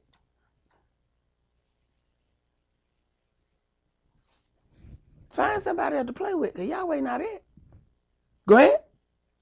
Shall you bear your lawlessness, even 40 years, and you shall know my breach of promise. Now, we suffer 4 months, and we like, This is just too long. I can't believe, when is this ever going to end? 40 years? Hey, but he didn't just pick 40 years out there. He said, no. You remember how long you did this? No, I assigned a year for each day that you did this right here. So there's a specific time frame based on this, based upon our actions. It's not just some number that he grabbed out of the air. Do we ever consider that when things take place? No, it's got a specific duration. And in certain situations, what we need to do, pray, Yahweh, please give me the strength to weather this storm into the season pass. Because you don't know how long that season is. Because, our selective amnesia, we've already selected to forget everything that we have done concerning that particular thing anyhow. We don't want to remember that. But he has already designated a time based on whatever that was we was doing. Go ahead. Verse 35. I, Yahweh, have said it. I will surely do it unto all this evil congregation that are gathered together against me. In this wilderness they shall be consumed, and there they shall die. And the men which Moshe sent to search the land, who returned and made all the congregation to murmur against him, by bringing up a slander upon the land. Okay, so they came and brought the evil report. Understand, the other people hadn't gone. They only knew what was being reported unto them. So these brothers came back and sowed discord on the land. How you sow discord on the land? They did. Go ahead. Even those men that did bring up the evil report upon the land died by the plague before Yahweh. But Yahshua the son of Nun and Caleb the son of Jephunneh, which were of the men that went to search the land, live still. Why? Because it was a different spirit with them. They had a whole spirit. So all the people that had half spirit, they had to die of the plague. See, the plague was able to kill them half-spirit people. Whole spirit people didn't die of the plague. Go ahead. And Moshe told these sayings unto all the children of Israel, and the people mourned greatly. And they rose up early in the morning, and gat them up in the top of the mount, saying, Lo, we be here, and will go up onto the land, onto the place, which Yahweh has promised. Now, we want to follow instructions. This whole thing, beginning before this, they were given instruction to go in the land. No, we ain't gonna die. We ain't gonna go, we gonna die. Our kids gonna die. This is all. Why you even that? Wah. Now, when he said, you know what? All y'all gonna die out here. I'm gonna let all y'all die, and I'm gonna take the children. Okay, we'll go. No, I don't want you to go now. Go ahead. For we have sinned. And Moshe said, Wherefore now do you transgress the commandment of Yahweh? Now you want to transgress the commandment because now he's saying don't go. When he said go, you didn't want to go. Now he said don't go. Now we want to go. We want to do whatever the hell we ain't supposed to do. Go ahead. But it shall not prosper. Go not up, for Yahweh is not among you, that you be not smitten before your enemies. Go not up. The man of Elohim has told you do not go. Yahweh's not with you. Go ahead. For the Amalekites and the Canaanites are there before you, and you shall fall by the sword, because you are turned away from Yahweh. Therefore Yahweh will not be with you. When you turned away from Yahweh, his spirit already stepped away from you. Do not go. Go ahead. But they presumed to go up onto the hilltop. Nevertheless, the ark of the covenant of Yah and Moshe departed not out of the camp. So if you see that when we have a war campaign and the same thing normally happen, all right? But then this time, the ark of Elohim don't go nowhere, the priest don't go nowhere, but you gonna go by yourself. Now, he done already said that should have been sign number 2. Sign number 1 was the holy man saying, do not go, for Yahweh is not with you. Sign number 2 was the rest of that stuff didn't leave. Because these are the ones who following their orders, and they haven't gotten any orders. Hey, priest, let's load up. Hey, all y'all that bear the trumpets, let's go. They didn't get that order. But everybody's still moving though. Go ahead. For the Amalekites came down, and the Canaanites, which dwelt in that hill, and smote them, and discomfited them, even unto Hormah. Right. See, dealing with Israel, somebody got to die before they realize. Oh, Yahweh was serious when he said that. Let's go to Numbers chapter 16. And let's start that at verse 1. They had already been told, do not go. But see, the leaven of the heart is able to creep up in there. As it is written, one lump, one little measure will leaven the entire lump. That one little bit that gets in there. Now the entire lump is now leavened. Not that the entire lump was full of leaven. Not that the entire lump was sinful. But that one drop that you put in it, now the entire lump is leavened. And we have to consider, what did you add to your lump that has now leavened the entire load? One little bit. That's it. Now everything is now sinful because of that one drop. Numbers chapter 16, let's start at verse 1. Now Korah, the son of Izhar, the son of Kohath, the son of Levi, and Dathan and Abiram, the sons of Eliab, and On, the son of Peleth, sons of Reuben, took men. And they rose up before Moshe with certain of the children of Israel, 250 princes of the assembly, famous in the congregation, men of renown. And they gathered themselves together against Moshe and against Aaron, and said unto them, You take too much upon you, seeing all the congregation are holy. There we go. We all holy. What? You take too much upon you. Got too many duties. You see? You got too much responsibility. See? Because we all holy. Everybody. Every one of us. We all Israel. Go ahead. Every one of them. Every one of them. All us. All we got to do is have the name Israel. We holy. That's it. Right. Go ahead. And Yahweh is among them. Wherefore then lift up you yourselves above the congregation of Yah. Check this out.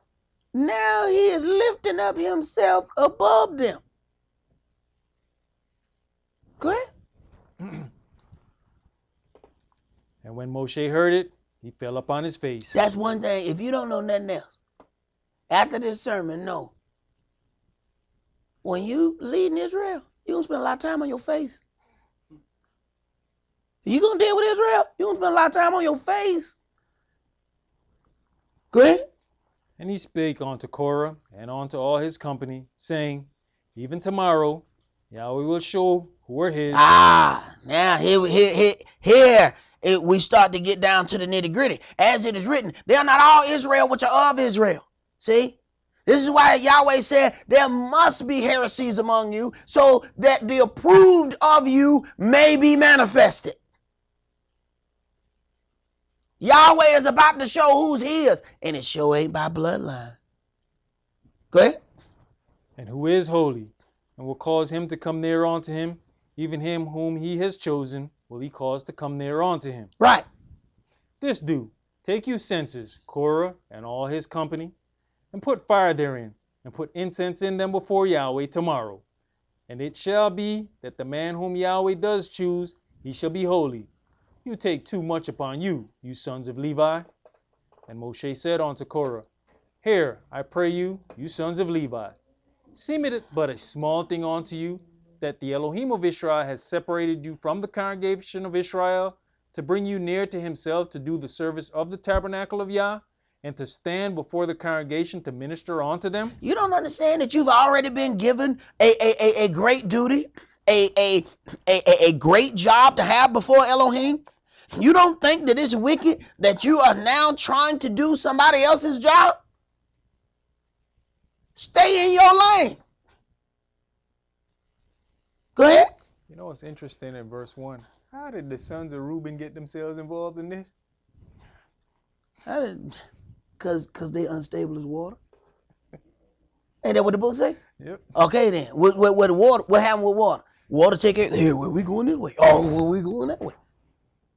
Right. We going whichever way everybody else going. Is that what we do? Oh, okay, that's what we doing. Go ahead. Verse 10. And he has brought you near to him, and all your brethren the sons of Levi with you, and seek you the priesthood also? So your job is not enough for you? Your job is not enough for you? Go ahead. For which cause both you and all your company are gathered together against Yahweh. And what is Aaron that you murmur against him? And Moshe sent to call Dathan and Abiram, the sons of Eliab, which said, we will not come up. Now, in some of this was done deliberately and with intent. Sometimes we do this unknowingly, not deliberately and not with intent. It still doesn't change, though, that's what we have done. It says sometimes when your sin is known unto you, you then back up. Go ahead.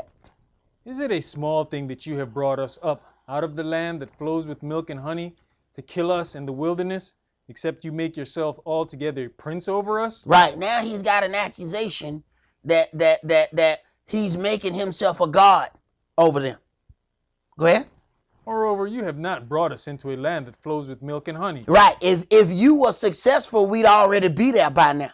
So obviously you don't know where the hell you going. Your GPS ain't working. Why we ain't there yet?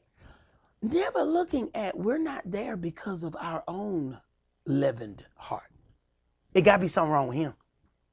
We ain't got no peace. It's got to be something wrong with him. It cannot have anything to do with me or us. Got to be him. All we got to do is get rid of him and we straight. He the reason. Go ahead. Or given us inheritance of fields and vineyards. will you put out the eyes of these men? We will not come up. And Moshe was very angry, and said unto Yahweh, Respect not you their offering. I have not taken one ass from them, neither have I hurt one of them. And Moshe said unto Korah, Be you and all your company before Yahweh, you and they, and Aaron tomorrow. And take every man his censer, and put incense in them, and bring you before Yahweh every man his censer, 250 censers, you also, and Aaron, each of you his censer. And they took every man his censer, and put fire in them. I'm sorry, hold on. Didn't somebody die when they did burn incense and it wasn't commanded? So you know when Moshe say this, right? Shouldn't some other people be like, You know what? I don't think I want to take part in that. Didn't that go down very negatively concerning some other individuals? well, I'm not taking part in that. Sometimes that pride will keep you going. And somewhere you need to take that exit ramp. When you on that train, pride, exit number 2. That's my stop.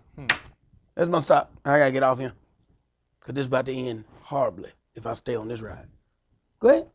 And they took every man his censer, and put fire in them, and laid incense thereon, and stood in the door of the tabernacle of the congregation with Moshe and Aaron.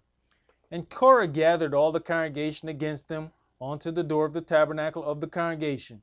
And the glory of Yahweh appeared unto all the congregation.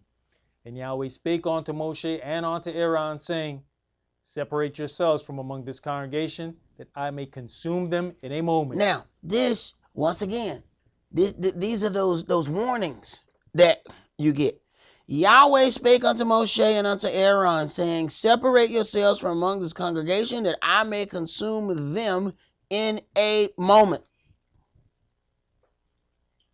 We get warnings along the way. We just decide we're not going to deal with any of those warnings. Go ahead. And they fell upon their faces and There you said, go, a favorite place when you're dealing with Israel. I advise you that, you know what I'm saying, we should have the best. Hey, when I get my kingdom house, it's going to have some really good flooring. Because I know I'm going to have to look at it a lot. Go ahead. And they fell upon their faces and said, O Elohim, the Elohim of the spirits of all flesh, shall one man sin, and will you be angry with all the congregation? And Yahweh spake unto Moshe, saying, Speak unto the congregation, saying, Get you up from about the tabernacle of Korah, Dathan, and Abiram. And Moshe rose up and went unto Dathan and Abiram, and the elders of Israel followed him. And he spake unto the congregation, saying, Depart, I pray you, from the tents of these wicked men. A warning. And touch nothing of theirs, lest you be consumed in all their sins. So they gat up from the tabernacle of Korah, Dathan, and Abiram on every side. And Dathan and Abiram came out and stood in the door of their tents, and their wives and their sons and their little children.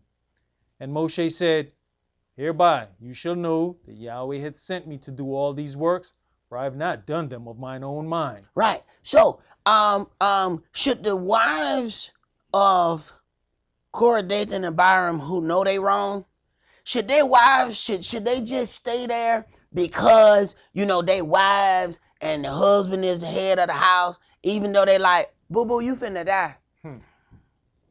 Should they just be good wives and die with them? Be a good wife. I'm gonna die with him. Read, man. If these men die the common death of all men, or if they be visited after the visitation of all men, then Yahweh has not sent me. But if Yahweh make a new thing, and the earth open her mouth, and swallow them up with all that appertain unto them, and they go down quick into the pit, then you shall understand that these men have provoked Yahweh. And it came to pass, as he had made an end of speaking all these words, that the ground clave asunder that was under them. And the earth opened her mouth, and swallowed them up, and their houses, and all the men that appertained unto Korah, and all their goods. They, and all that appertained to them, went down alive into the pit. Everybody that decided to keep standing there. But there was a warning given, and that warning include the sons, the daughters, the wives, everybody. And all that heeded to the warning. I love you, baby, but this ain't gonna work out. That's the servant of Elohim. You should have left that alone. I'm gonna be over here. Everybody that stood there went down in the hole. Even the good wives of the bad men. Read. And the earth closed upon them, and they perished from among the congregation. And all Israel that were round about them fled at the cry of them. For they said, Lest the earth swallow us up also. Now here come Israel now. You know what I'm saying? Once the ground, now we running. See, you already got the warning. What was you still standing anywhere near there for? But that's us. Destruction, then we run. You had already got a warning. Why was you even anywhere near it? You see they about to offer strange fire before Yahweh, yet you still standing there. He wouldn't tell me to run. When they said separate, I would have been on top of the hill. What you doing? Waiting for Yahweh to consume them. It's going to be an HDD. We don't even know what HD is yet. Go ahead. You know, you also got to think about the first instance where we heard of the strange fire. Remember, he had to call them near after it happened. Come near, take up these bodies. They were somewhere else. Hey, I'm not standing close to that. You know, stories spread real easy in Israel. That's one thing. Stories spread faster than a plague. Go ahead. And there came out a fire from Yahweh and consumed the 250 men that offered incense. And Yahweh spake unto Moshe, saying, Speak unto Eleazar, the son of Aaron the priest, that he take up the censers out of the burning, and scatter you the fire yonder, for they are hallowed. The censers of these sinners against their own souls, let them make them broad plates for a covering of the altar, for they offered them before Yahweh. Therefore they are hallowed. They are now hallowed by the death of the very ones who offered it. Now it has become a hallowed thing because you offered it unto Yahweh. Go ahead. And they shall be a sign unto the children of Israel. And Eleazar the priest took the brazen censers, wherewith they that were burnt had offered, and they were made broad plates for a covering of the altar, to be a memorial unto the children of Israel, that no stranger, which is not of the seed of Aaron, come near to offer incense before Yahweh, that he be not as Korah and as his company, as Yahweh said to him by the hand of Moshe. So, do you understand that the broad plates for a covering of the altar are a memorial concerning disobedience? See, there's certain things that may be there that we don't even pay attention to. That is a memorial to stay in your lane. He should call it It's a lane memorial. So you see those dots right there? It's your lane. Stay in that one. See, when you see two lines, what? Don't pass. You see dotted line, you can pass. So when you see this for a memorial, think. 2 lines. Do not pass. The person in front of you slow, you just move slower. Otherwise, you come out your lane. Go ahead. But on the morrow, all the congregation of the children of Israel murmured against Moshe and against Aaron, saying, You have killed the people of Yahweh. Now they fault. You see this? Israel don't see their portion in this now. All they see is what he has done. They don't see how it got to be that way. Because look, had he not openly done these things, they would have followed these guys. Go ahead. And it came to pass, when the congregation was gathered against Moshe and against Aaron, that they looked toward the tabernacle of the congregation, and behold, the cloud covered it, and the glory of Yahweh appeared. See, now they done angered the big man. See, this us. We can't stop until we anger the big lion. You know, it ain't enough that the little lion ticked off with us. We got to keep on pushing until the big lion get mad. Then everybody like, uh-oh. Why you push it that far? You saw that big old man sitting on top of that hill. Why you want to take him off? Go ahead. It's like I always say, the representation of a family, because with people who have more than one children, when they get into something, man, see what you did? Here come daddy. Exactly. And we had the opportunity to just deal with this with mama. But that wasn't good enough for you. You had to keep on pushing. And now he come. You know him. The Willy Bully, the dude. Now he coming. Now we all finna get it. Cause of you. Oh yeah, I watched them baby lions turn on the other one. You wait till daddy leave. We're gonna show you. We're gonna show you the order of this family. Right? Yeah, they like to teach the little ones. We're gonna show you. You're gonna know after today. Go ahead. Verse 43. And Moshe and Aaron came before the tabernacle of the congregation. And Yahweh spake unto Moshe, saying, Get you up from among this congregation, that I may consume them as in a moment. And where they go? And they fell upon their faces. I'm told y'all. I'm trying to tell y'all, I want the best flooring. I'm telling you, man. I'm going to get me a prayer cloth and carpet. I mean, it's going to be so plush. Because you have to look at a lot. Go ahead. And Moshe said unto Aaron, Take a censer, and put fire therein from off the altar, and put on incense. Wait a minute. Ain't this what caused the problem? See, this is where some things, if you ain't quite got it together, you like, man, that's the last thing I want to do. This is what started the problem. No, doing it wrong is what started the problem. These are now your instructions. So the same thing that made you cry, it gonna make you laugh. Same thing that causes pain is the thing that's gonna heal this pain. Boy, Yahweh, something else. Go ahead. You know, even interestingly enough, knowing a job and how it should be done, if that's not your position, is something else. Because Moshe knows what to do, but he didn't jump up and go do it. He told the man whose job it is, hey man, go take care of this. Man, if we would learn that, we'd be all right. You know, you come to a good idea. Let me tell you something. All these speakers, all of this stuff, all these wires, me and you ran this. We got it to where we can be heard all over this building. Yet, when we separated this sanctuary and put the brothers in the sanctuary, the sisters in the other room, we start talking about, okay, we need to figure out what we're going to do about the TV in there, because the sisters can see this part, but they not seeing the graphics. Now, I know that media dude, he ain't never been in the ceiling. You know what I'm saying? But, hey, I gave the job to him. That's who got the job, right? Hey, man, need to figure out how we're going to show both of these in this room. Now, I could have got up in the ceiling and started trying to run wild. No, man. This your job. See, you bring us back some ideas. Because, that man got them dish pan hands. They soft as hell. He ain't never been up in no attic. I can tell you that now. And ain't no pull down string down here, so I know he ain't never been up there. But I could have just said, hey, Gish, let's go do this. No, man, that's somebody else's job. Go ahead. And go quickly onto the congregation and make an atonement for them, for there's anger gone out from Yahweh. The plague is begun. And Aaron took as Moshe commanded, and ran into the midst of the congregation, and behold, the plague was begun among the people. And he put on incense and made an atonement for the people. And he stood between the dead and the living, and the plague was stayed. All right, he stood between the dead and the living, and the plague was stayed. Go ahead.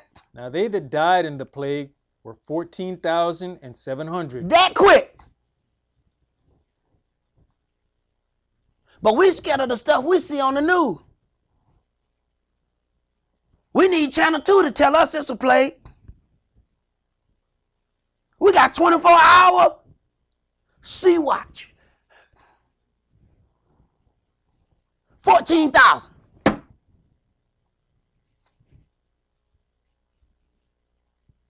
Right. Go ahead. Beside them that died about the matter of Korah. And Aaron returned unto Moshe unto the door of the tabernacle of the congregation, and the plague was stayed. All right, let's go to chapter 25, Numbers chapter 25.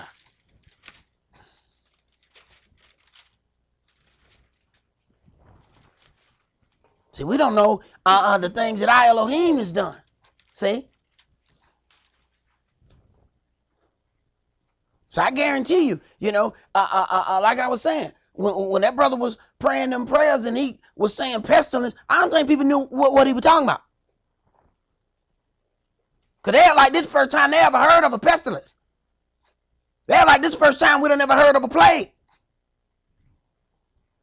Numbers chapter 25, let's read verses 1 through 18. And Israel abode in Shittim, and the people began to commit whoredoms with the daughters of Moab. And they called the people unto the sacrifices of their gods. And the people did eat and bowed down to their gods. And Israel joined himself unto Baal Peor, and the anger of Yahweh was kindled against Israel.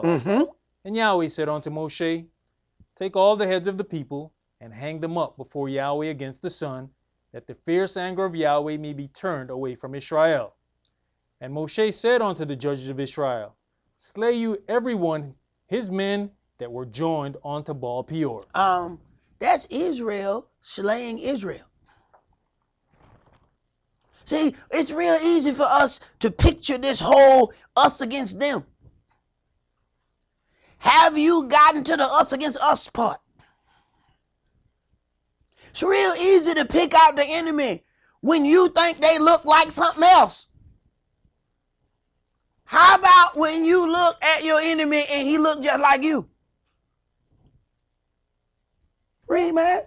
And behold, one of the children of Israel came and brought unto his brethren a Midianitish woman in the sight of Moshe. This was like a really bad time to bring the Midianitish woman. I mean, are you talking about any like really bad time?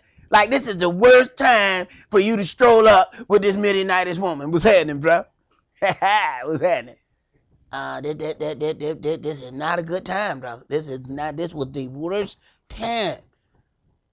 Because see, what we do, we marry the people of other nations and then we let them control how the worship in the house is going to go. Big mistake. See, when you deal with the situation with Boaz, that woman was of the people that they say was evil. She had already decided, mother-in-law, I'm going with you. And your God gonna be my God. She already denounced the gods of her people. That woman is in the lineage of the Messiah. And she foreign. But that was a woman that made a decision. We didn't get the foreign women and let the foreign woman make a decision. And then we're going to take the things of their culture and mix them in with ours. Go ahead. And in the sight of all the congregation of the children of Israel, who were weeping before the door of the tabernacle of the congregation. Right. So this is their thing. Weeping before Tammuz is a thing. I didn't know that's what I was participating in when I went to church. Because when you don't know that, now you supposed, to show your love, you just you just go in there and just cry. You either cry or you got to run up and down the aisle and jump over the pew and tell everybody you done caught the spirit. So you either cry or catch the spirit. Go ahead.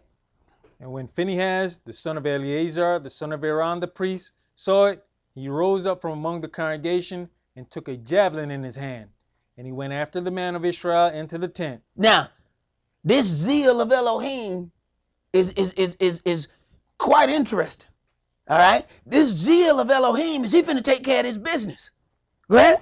And thrust both of them through, the man of Israel and the woman through her belly. Bad time to bring that Midianitish woman, brother. Bad time.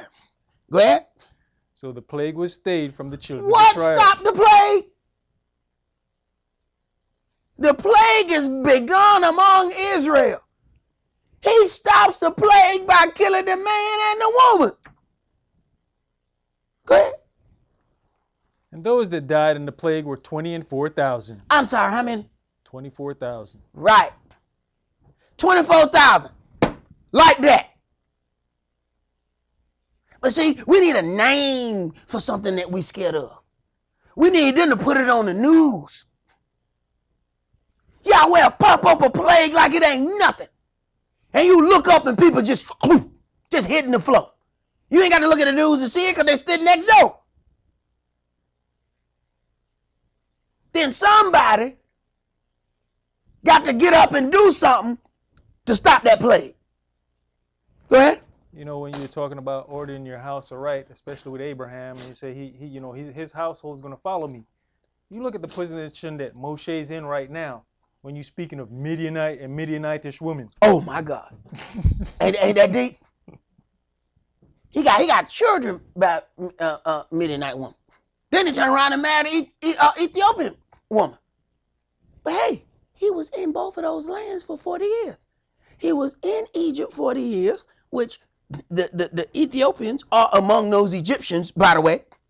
Okay? So understand where he would even know that Ethiopian woman, and he probably had ran away from her to get out of there, because he didn't marry the Ethiopian until he got back. So he done went to Midian, married this woman, then comes out of there and comes back to Egypt, place he was a fugitive in and didn't want to go back to. Okay? So he's having to deal with these people, yet that's got to look like hypocrisy. How you kill us for marrying a Midianitish woman? And you got one sitting right there! Ain't she a Midianite?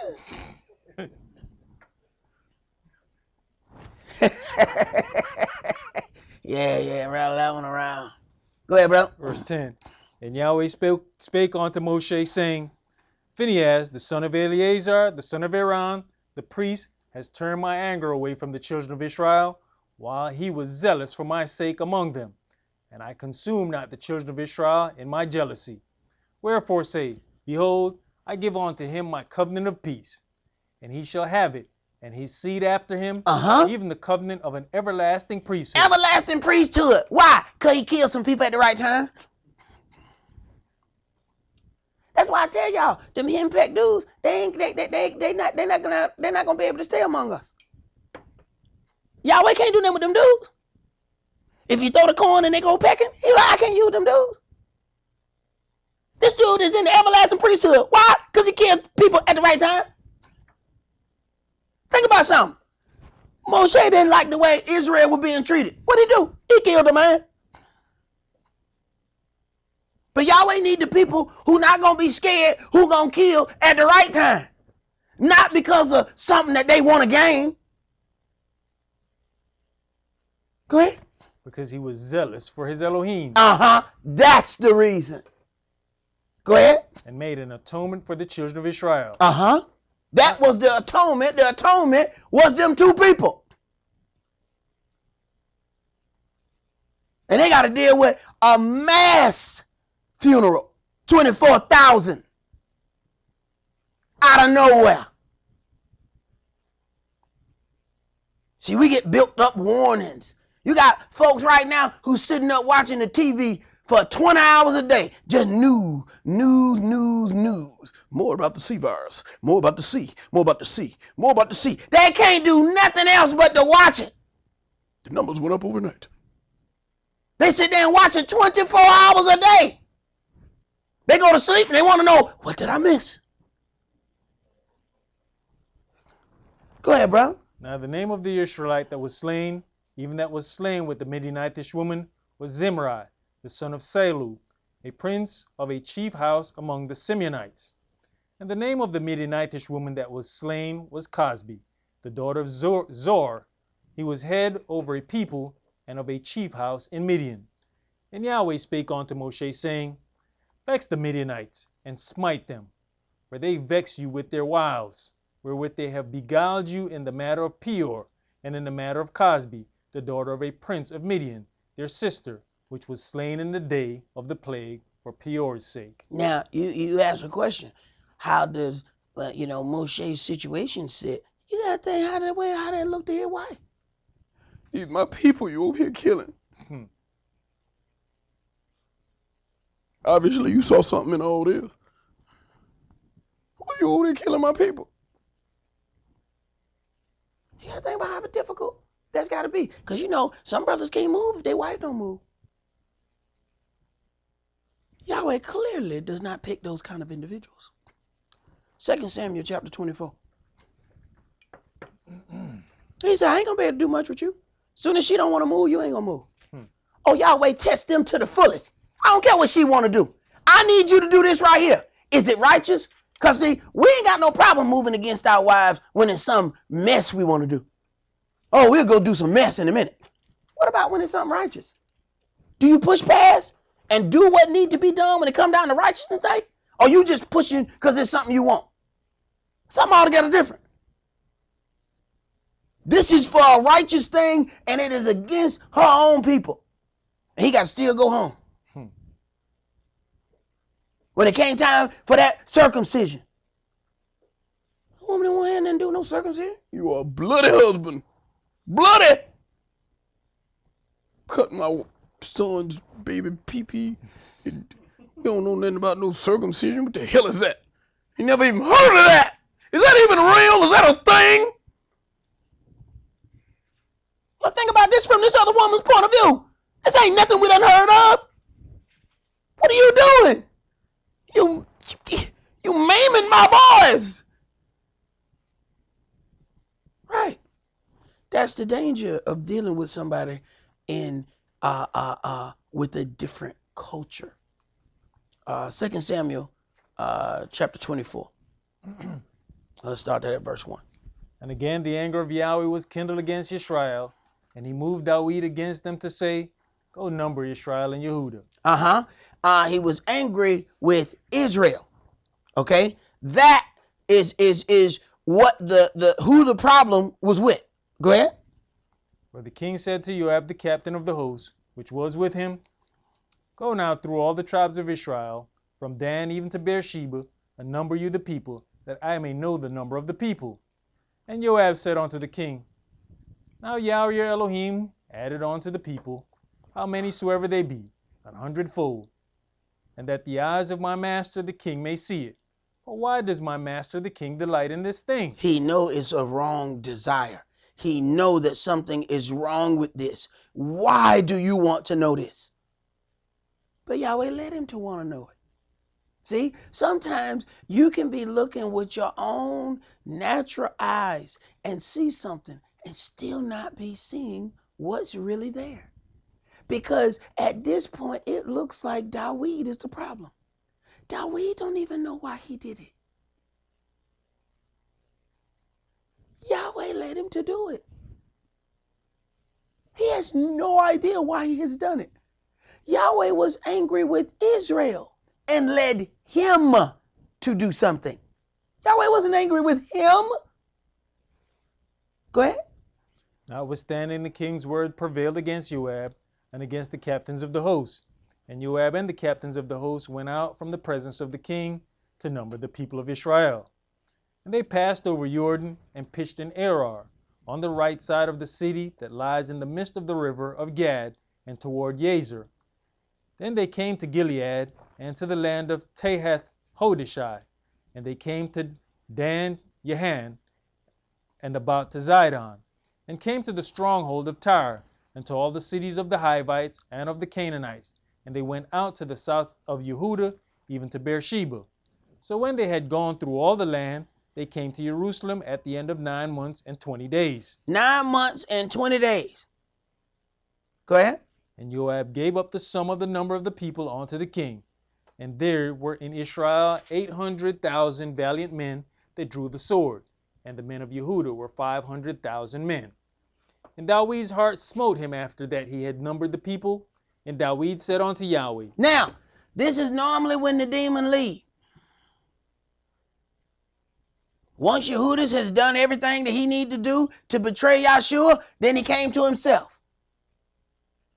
So now it took 9 months to do this thing wrong. At the end of 9 months, now here he go. Go ahead.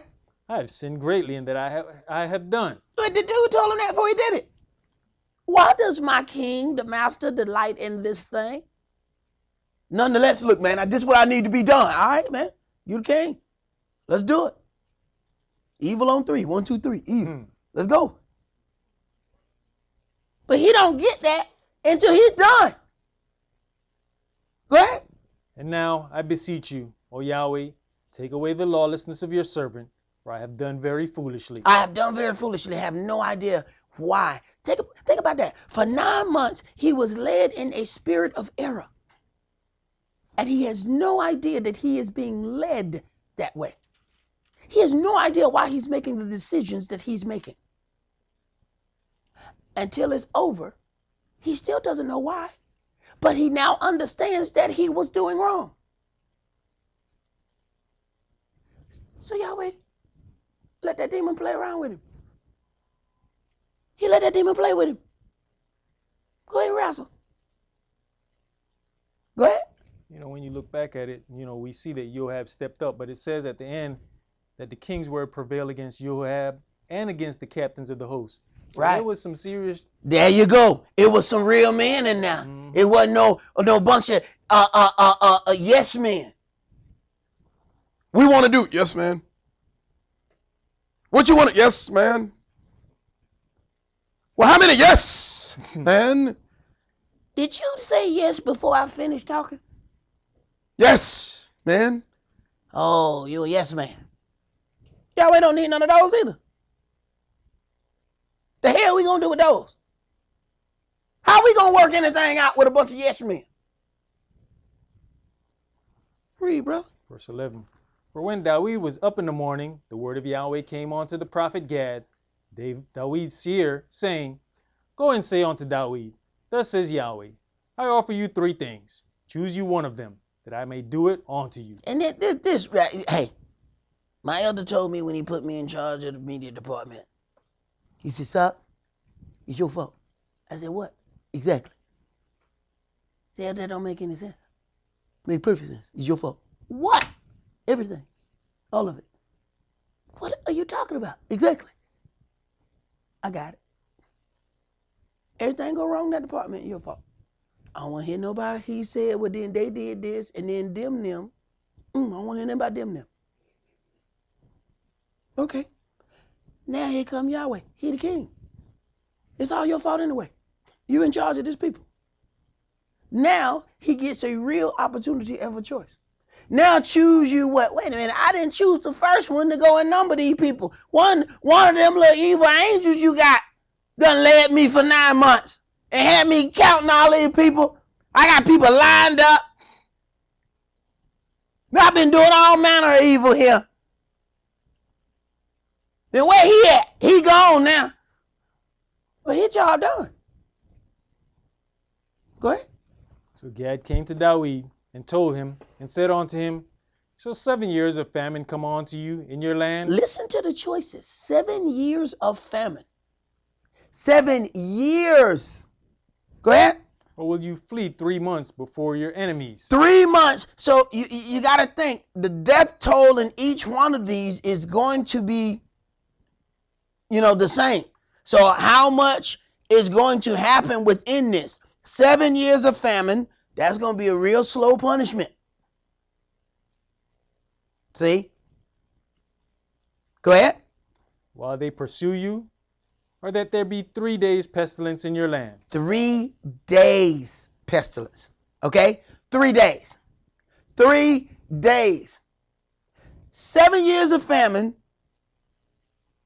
is equal unto 3 days pestilence from Yahweh. 3 days. Read. Now advise and see what answer I shall return to him that sent me. And David said unto Gad, I am in a great strait. Let us fall now into the hand of Yahweh, for his mercies are great. And let me not fall into the hand of man.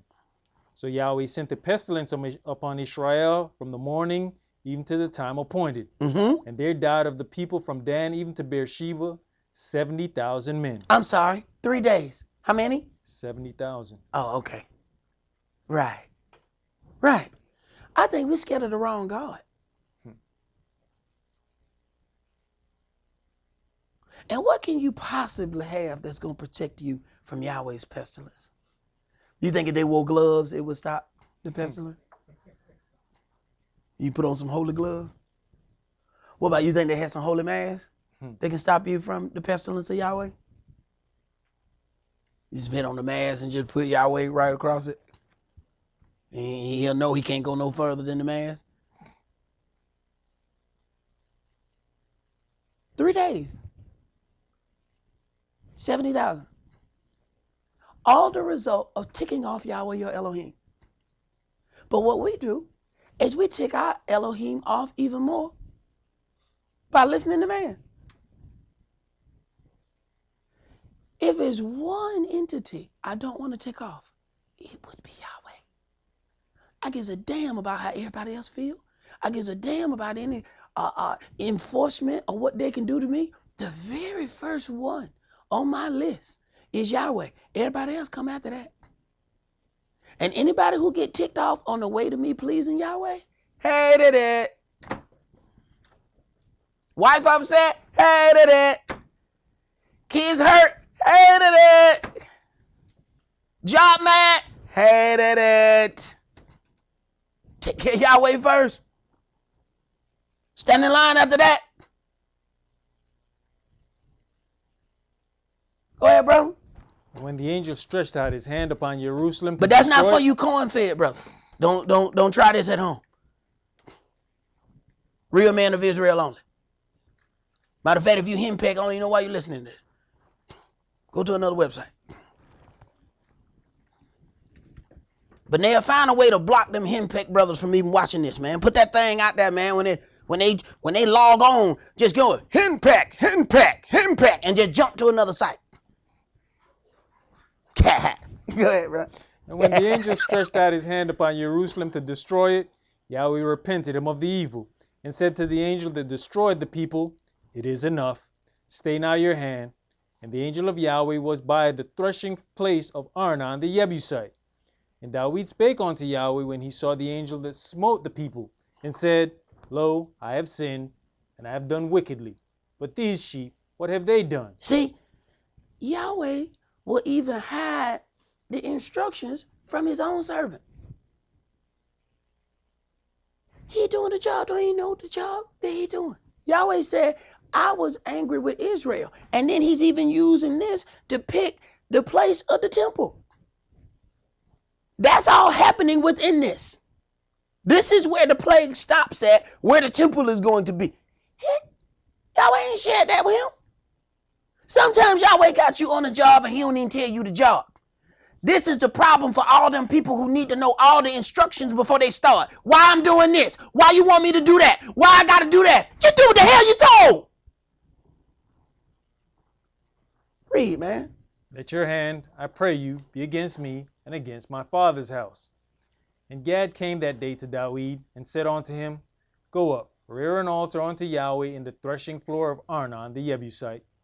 And David, according to the saying of Gad, went up as Yahweh commanded. And Arnon looked and saw the king and his servants coming on toward him. And Arnon went out and bowed himself before the king on his face upon the ground. And Arnon said, Wherefore is my master the king come to his servant?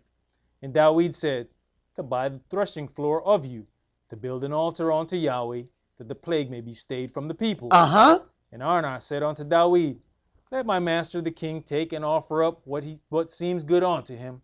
Behold, here be oxen for burnt sacrifice, and threshing instruments and other instruments of the oxen for wood.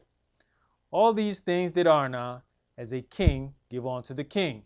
And Arnon said unto the king, Yahweh Elohim accept you. And the king said unto Arnon, No, but I will surely buy it off you at a price. I will buy it. See? I will buy it because I have to. Go ahead. Neither will I offer burnt offerings unto Yahweh my Elohim of that which does cost me nothing. If it costs me nothing, it has no value. How can it be a sacrifice if I didn't offer anything? Go ahead. So David bought the threshing floor and the oxen for 50 shekels of silver. And David built there an altar unto Yahweh, and offered burnt offerings and peace offerings. So Yahweh was entreated for the land, and the plague was stayed from Israel. Yahweh makes him build an altar in a place where a humongous altar will be later on. He's still dealing in prophecy. But if you need to know all the instructions before you start, I can guarantee you're going to do very little with Yahweh. I can tell you that now. If you just like to move and just do stuff, and just do it how you do it, when you want to do it, how you feel about doing it, I can tell you're going to have a very, very short span with Yahweh. But let us hear the conclusion of this matter. Let's go to Leviticus chapter 26.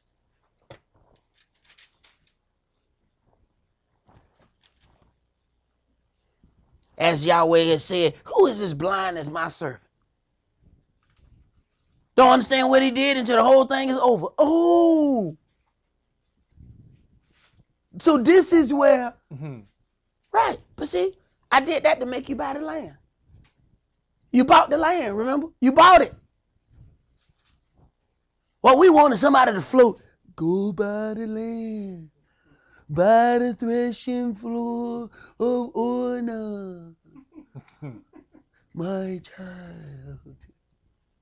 See, we wanted to appear like we see it on television. But Yahweh did all that. Buy that land right there. This land right here. I need you to get that land. He didn't tell him the land. He knew the land was special when the angel is like, when the angel put the sword down. Oh, damn, this some good land right here. Because they way he stopped killing that. This some good land. Excuse me, who land there? Oh, no. How you doing, bro? Can I talk to you about this right here? I don't know what it is when the angel got right there. He stopped killing people. We talk about this right here. Yahweh did all that. We want Yahweh to just float to us and tell us. Everybody said, but I talked to God last night. Really? That way he talked to him. It took about a year to have this conversation. It's about a year worth of conversation right here. And a whole lot of death. But somebody else, they would have just went to sleep and God told them. Right. Leviticus chapter 26, and let's start at verse 14. But if you will not hearken unto me, and will not do all these commandments, and if you shall despise my statutes, or if your soul abhor my judgments. And we do that unknowingly. We despise his statutes, and our actions show it. Go ahead. So that you will not do all my commandments, but that you break my covenant, I also will do this unto you. I will even appoint over you terror, consumption, and the burning ague, that shall consume the eyes and cause sorrow of the heart. And you shall sow your seed in vain, for your enemies shall eat it. And I'll set my face against you, and you shall be slain before your enemies. They that hate you will reign over you, and you shall flee when none pursues you. And if you will not yet for all this hearken unto me, then I will punish you 7 times more for your sins. Right. Every ailment that hits this place punishes us more than anybody else. No matter what the design is. But Yahweh said, I'm going to punish you 7 times more for your sin. That's not just a situation of law enforcement. That's a situation of everything, all the way around. But he said, this word is health and marrow to your bones. You holding the best health care plan known to man. This is your health care manual.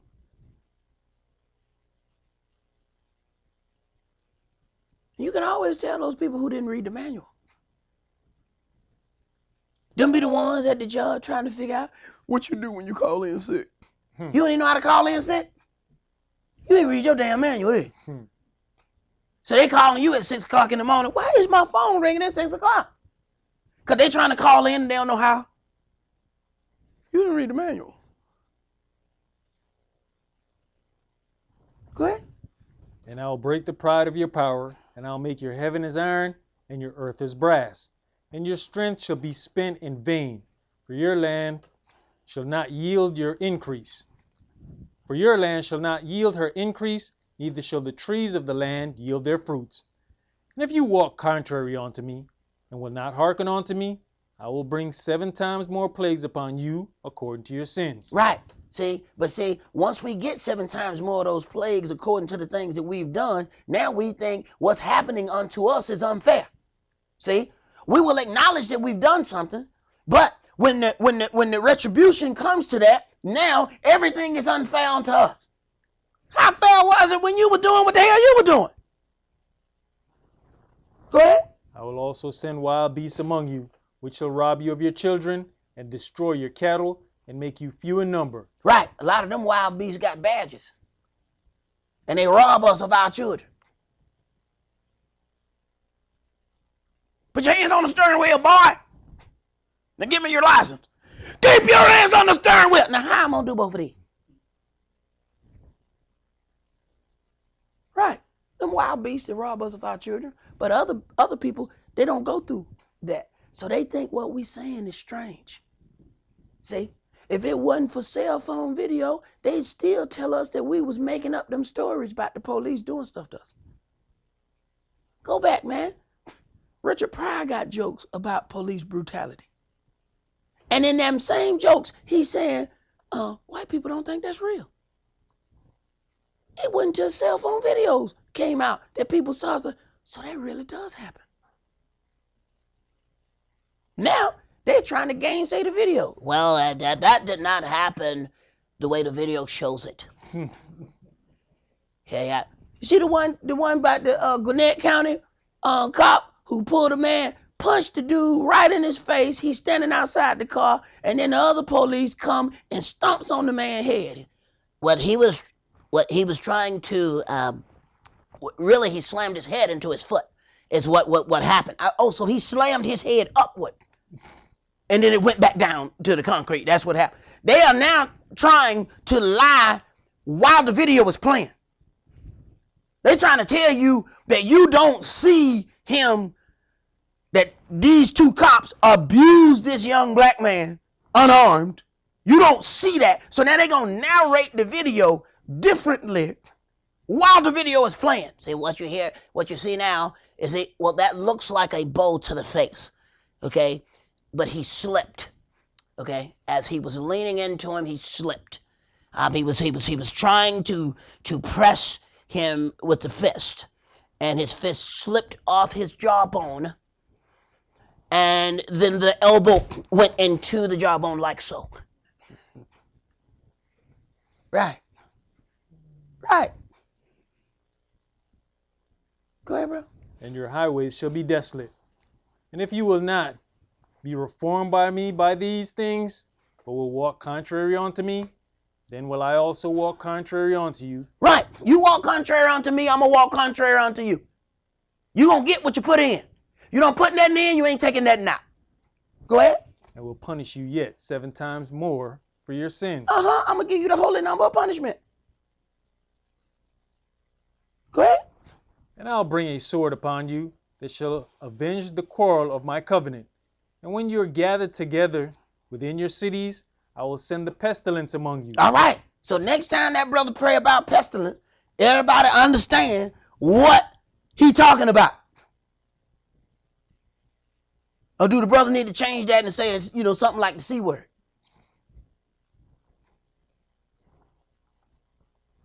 Go ahead. And you shall be delivered into the hand of the enemy. Yahweh said, I'm going to send that among you because to avenge the quarrel of my covenant. Since you can't remember the things of my covenant, since you can't remember the things that you're supposed to do, I'm going to send this pestilence among you. Go ahead. And when I have broken the staff of your bread, 10 women shall bake your bread in one oven, and they shall deliver you your bread again by weight, and you shall eat and not be satisfied. You got to think about how scary this was when you talk about 70,000 people dying at one time. That's all 70,000 people in the same area. He ain't spread this out. This is all Israel. Everybody else just sitting over there looking like, man, them people dying like mad over there. They done pissed their God off, that God they worship. He is angry at them. Ain't that happened to the heathen? The heathen looking at us. Imagine the heathen amongst us. Ain't nothing happening to them. They just looking, man, they just look at this. Every time you go, it's another one. Right. Go ahead. And if you will not for all this hearken unto me, but walk contrary unto me, then I will walk contrary unto you also in fury. And I, even I, will chastise you 7 times for your sins. And you shall eat the flesh of your sons, and the flesh of your daughters shall you eat. And I'll destroy your high places and cut down your images. Now you talk about a famine. When you ain't ate so long that you start looking at, you know what I'm saying, your kid. Brother, I don't want to see the day when you look, damn, Kaylin. Those hands, man, if we was just to cut up those hands, we could eat for a month.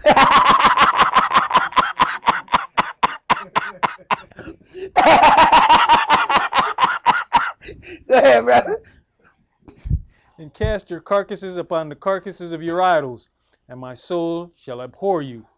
And I'll make your cities waste, and bring your sanctuaries onto desolation, and I'll not smell the savor of your sweet odors. And I'll bring the land into desolation, and your enemies which dwell therein shall be astonished at it. And I'll scatter you among the heathen, and will draw out a sword after you, and your land shall be desolation, and your cities waste. Then shall the land enjoy her Sabbaths, as long as it lies desolate, and you be in your enemy's land. Even then shall the land rest. That's deep. You know, the only way your land gonna enjoy the Sabbath is when I kick you out of it. That's some pretty sad stuff. Go ahead. And enjoy her Sabbaths.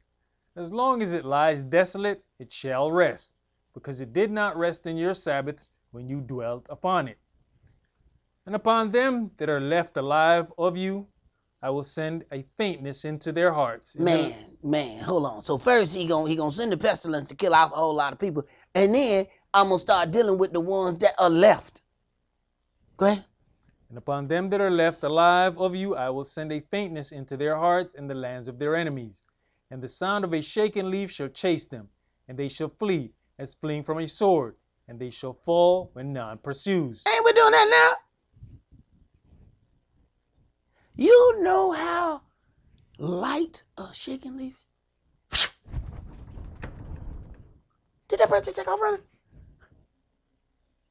A leaf just barely makes. And 10 brothers gone. What happened? It was a leaf behind us. So what happened if somebody crank up a leaf blower? You know what I'm saying? Do like a whole city just leave. Go ahead, bro. And they shall fall one upon another, as it were before a sword, when none pursues. And you shall have no power to stand before your enemies. And you shall perish among the heathen, and the land of your enemies shall eat you up. And they that are left of you shall pine away in their lawlessness in your enemies' lands, and also in the lawlessness of their fathers shall you pine away with them. Right, and when you pine away in something, you just grow deeper into it. Go ahead. If they shall confess their lawlessness and the lawlessness of their fathers, with their trespass which they trespass against me, and that also they have walked contrary unto me, and that I also have walked contrary unto them, and have brought them into the land of their enemies, if then their uncircumcised hearts be humbled, and they then accept of the punishment of their lawlessness. Part of the thing of accepting the punishment is first confessing that something was done. That is the most difficult thing for us to do. Because we are constantly fighting the first part of that. I ain't do nothing. I ain't do nothing. I ain't do nothing. I ain't do nothing. That's why we can't get to the part of repentance. Because we can't even get past the part of where we have done something. So we spend most of our time stuck in that place. I ain't do nothing. I ain't do nothing. Well, I'm sorry if I did something, but I ain't do nothing. So that means you ain't sorry then. Well, I guess not. Well, there it is. Then he goes 7 more years of that. After 7 years, he's like, all right. You ready to confess? Well, I ain't do nothing. Well, he goes 7 more then. Go ahead. Then will I remember my covenant with Jacob, and also my covenant with Esaac, and also my covenant with Abraham will I remember, and I'll remember the land. Right. When you remember to confess, I remember my covenant. Go ahead. The land also shall be left of them, and shall enjoy her Sabbaths, while she lies desolate without them. And they shall accept of the punishment of their lawlessness, because they despised my judgments, and because their soul abhorred my statutes. And yet for all that, when they be in the land of their enemies, I will not cast them away, neither will I abhor them, to destroy them utterly, and to break my covenant with them, for I am Yahweh, their Elohim. But I will for their sakes remember the covenant of their ancestors, whom I brought forth out of the land of Egypt in the sight of the heathen, that I might be their Elohim. I am Yahweh. These are the statutes and judgments and laws, which Yahweh made between him and the children of Israel in Mount Sinai by the hand of Moshe. All right. That is all that we're going to do for today. No announcements. Today, or do we have? We have one other than. I'll have you read these out today, brother. So that's all that we're going to do for today. Remember the Sabbath to keep it holy. Shabbat shalom. Shabbat shalom.